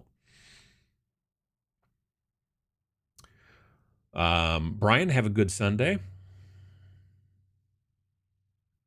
Love how the government document that says 5G is deadly war taken by gravity into the... What? I haven't seen any of that. Resin is kind of a pain, says the XP Gamers. I'm running a Saturn Ultra 4. It basically has taken over 25% of my workshop and stinks, but the detail's fantastic. They do really, really good work. Don't get me wrong. And I think the next thing that we're going to see starting to get, and we're already starting to see it, there's additives that they're putting into the resins that make them more robust, make them less likely to, be so brittle. So that's going to be a thing that we're going to see more and more, I think. I think eventually we may see, I don't know how soon, we may see a machine that like allows you, like it basically prints and then cures and washes all in one. But I don't know. Maybe not. Maybe. The downside in that situation is, from what I understand, is that you want to get rid of the supports before you cure and wash, right? Or is it wash and then cure, or do you cure and then wash? I'm assuming you must wash and then cure. Anyway, whatever. So that could be problematic, but I don't know. The amount of gloves you go through. Yeah, I can understand that too. I wonder if there's a way to recycle your filament boogers. I saw a thing on Facebook about a machine that you just dump all your old PLA into and it'll melt it all down and then create a new PLA spool, which I'm like, well, that sounds like an awesome idea. Well, it was one of those things that's like, well, we're going to do it on Kickstarter. And I'm like, all right, so you're already advertising for a thing that you haven't even done yet. So they do have a working prototype, because I actually watched a video about this machine. It's also a lot larger than I thought, too. I thought, and from the picture, it seemed like it was tiny, but it's actually about, I don't know, 2.5 feet tall at least. So it's desktop technically, but so like they have a working prototype, I guess. I don't remember the name of the company, but I kept seeing ads for it on Facebook. I'm like, well, that's cool, but A, who knows when it's going to actually come out? B, I think it's going to be kind of expensive. C, I don't know. It's on Facebook. It's always kind of sketchy. PLA poops. I don't know why I call them boogers, but I do. That's what those little, when it's trying to get rid of the old filament or whatever, and then it does the thing, and then it kind of comes out, and then it kind of just slices it off, and it shoots it out to the side. There's a thing you can print that will catch them, but I don't. Do you use Blender to model? That's what I use. I don't. Blender is confusing and scary to me, and I don't like it. I hear it's pretty good, but I instead use something called Plasticity, which I purchased. How much did it cost? I don't remember. $150 maybe? Might have been. But it's not like per month or anything. It's like $150 and now it's yours. So you got it. But yeah, I've been using Plasticity. I haven't done as much lately with it, but yes, I do like that. Listening while I play some Dragon's Dogma. Got to get my monster slaying in. I'm not familiar with that. Do you think we'll ever have, probably GW there as opposed to just G. Do you think GW will ever have affordable STLs to print, or are they that scared of 3D printing? I think they're that scared of 3D printing. I think they don't want to do it. They really don't want to go down that road at all. Which, yeah, I don't know.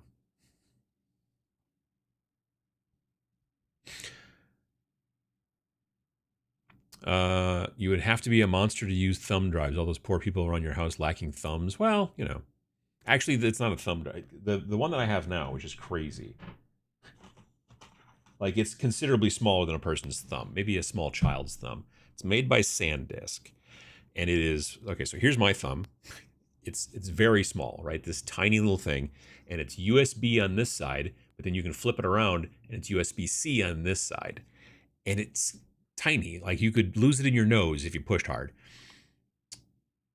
It's a terabyte of storage. It's just, I don't know. The old person to me is just like, a terabyte in this little tiny thing. It was like $130 at Best Buy. I don't know. It's crazy. A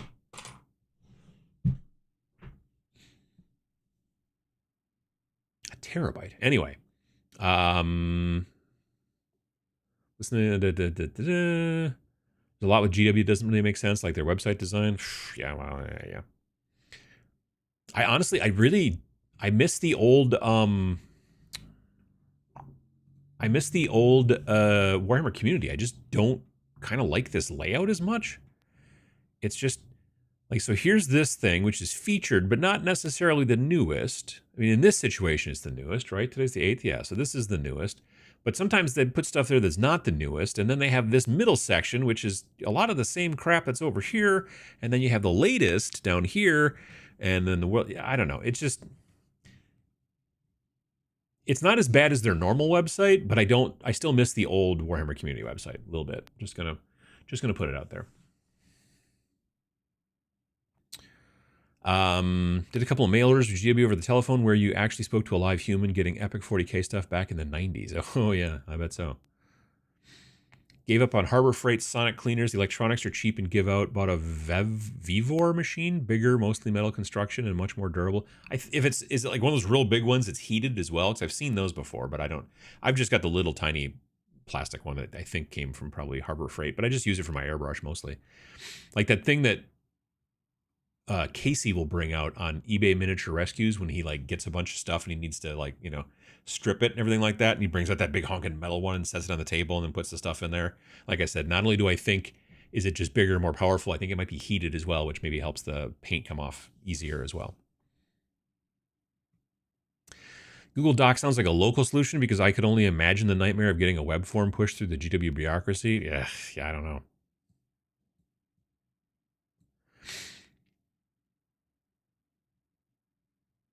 After all those mail orders, they sent me a letter out of the blue asking me if I was seeking employment.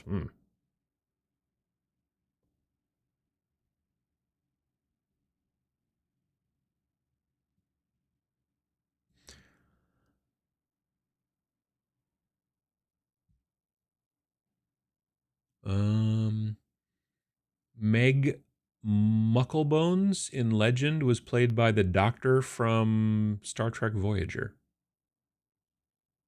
No kidding. Huh. Thinking a sonic cleaner will be my next big hobby investment, hoping it can help me clean my airbrush and strip some minis if I feel like it. Yeah, I mean, they generally can, I think. You know, I mean, like I said, I use mine mostly for... I haven't stripped a mini in a while, but generally I use mine for cleaning my airbrush.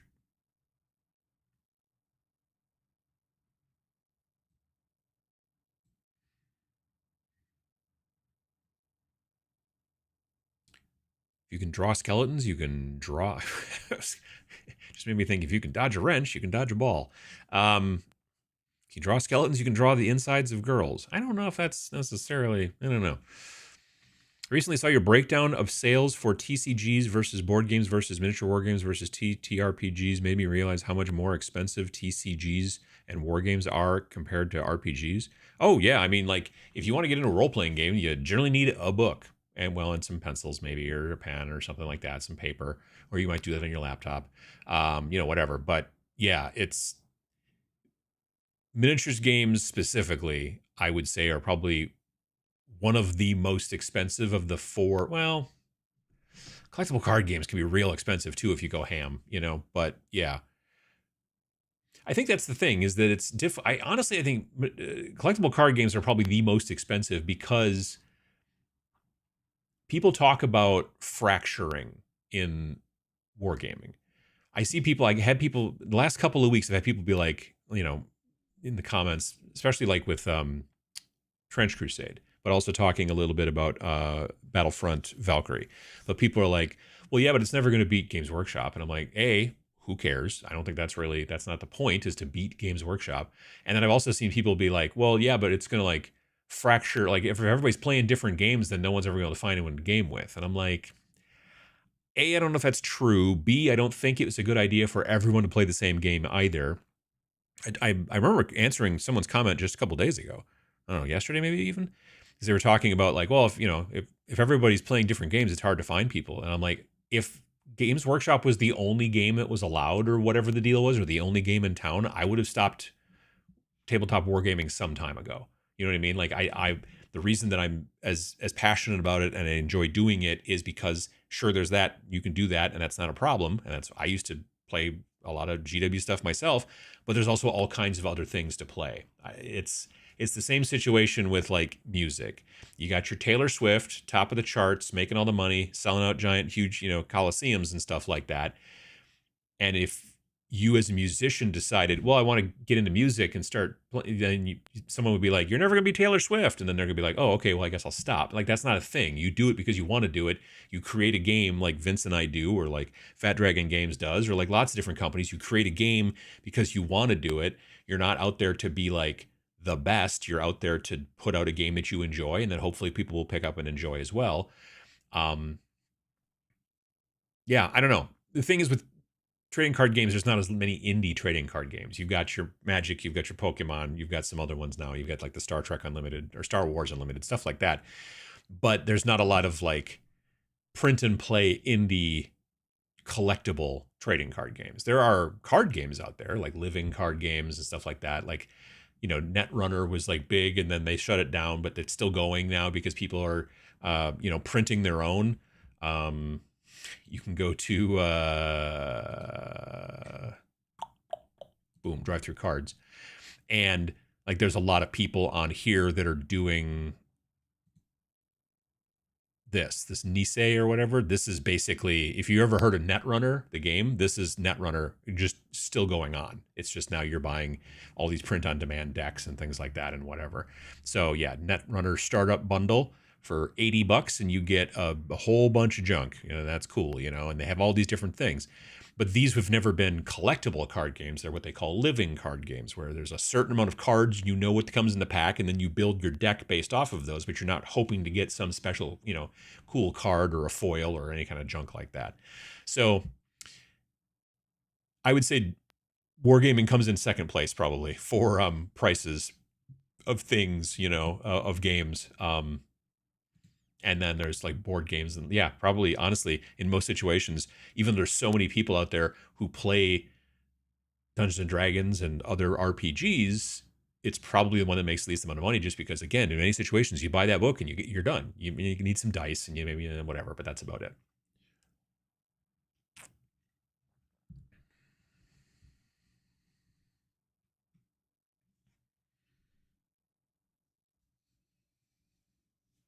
People still bump Malev music despite Taylor Swift being a thing. It's very true, man. Very true. How you doing, Malev?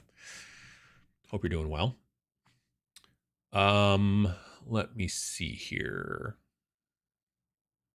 That mental image of the GW and Baron Rumble cracked me up. Well played. There's a Street Rumble minis game like that with punks versus New Wave that sounds like it needs a skin. Wild in the Streets. Wild in the Streets by by Slow Death Games. There you go. Greetings from Athens, Greece. First time here in live feed, but love your stuff for a while now. Well, I appreciate it there, Spiros. Thank you very much. I want to be the best that ever was. Well, you know, that's something too. Drive is a terabyte? Yeah. 1 terabyte. It's tiny. Well, folks, it's 11 o'clock. So it's about time for me to go. I honestly think I feel better than I did at the beginning part. I think that the what do you call it? The vaccines that I got on Friday are finally starting to, work through or whatever. So I hope that everybody has a good rest of your weekend, or maybe already be Monday where you are. That's fine too. I will be streaming on Monday night, which is Monday night my time, Central Time, 7 p.m. Central. I'll be over on Twitch. And otherwise, I want to thank everybody for coming by and hanging out today. And I hope you folks get maybe you got some hobby done during the show. Maybe you're going to get some done later. That's cool too. I hope I can get some done. Like I said, if I start feeling a little bit better now, then we'll be able to do that. I didn't get anything done yesterday. So again, thanks to everybody for coming by, and stay safe. And thanks for watching.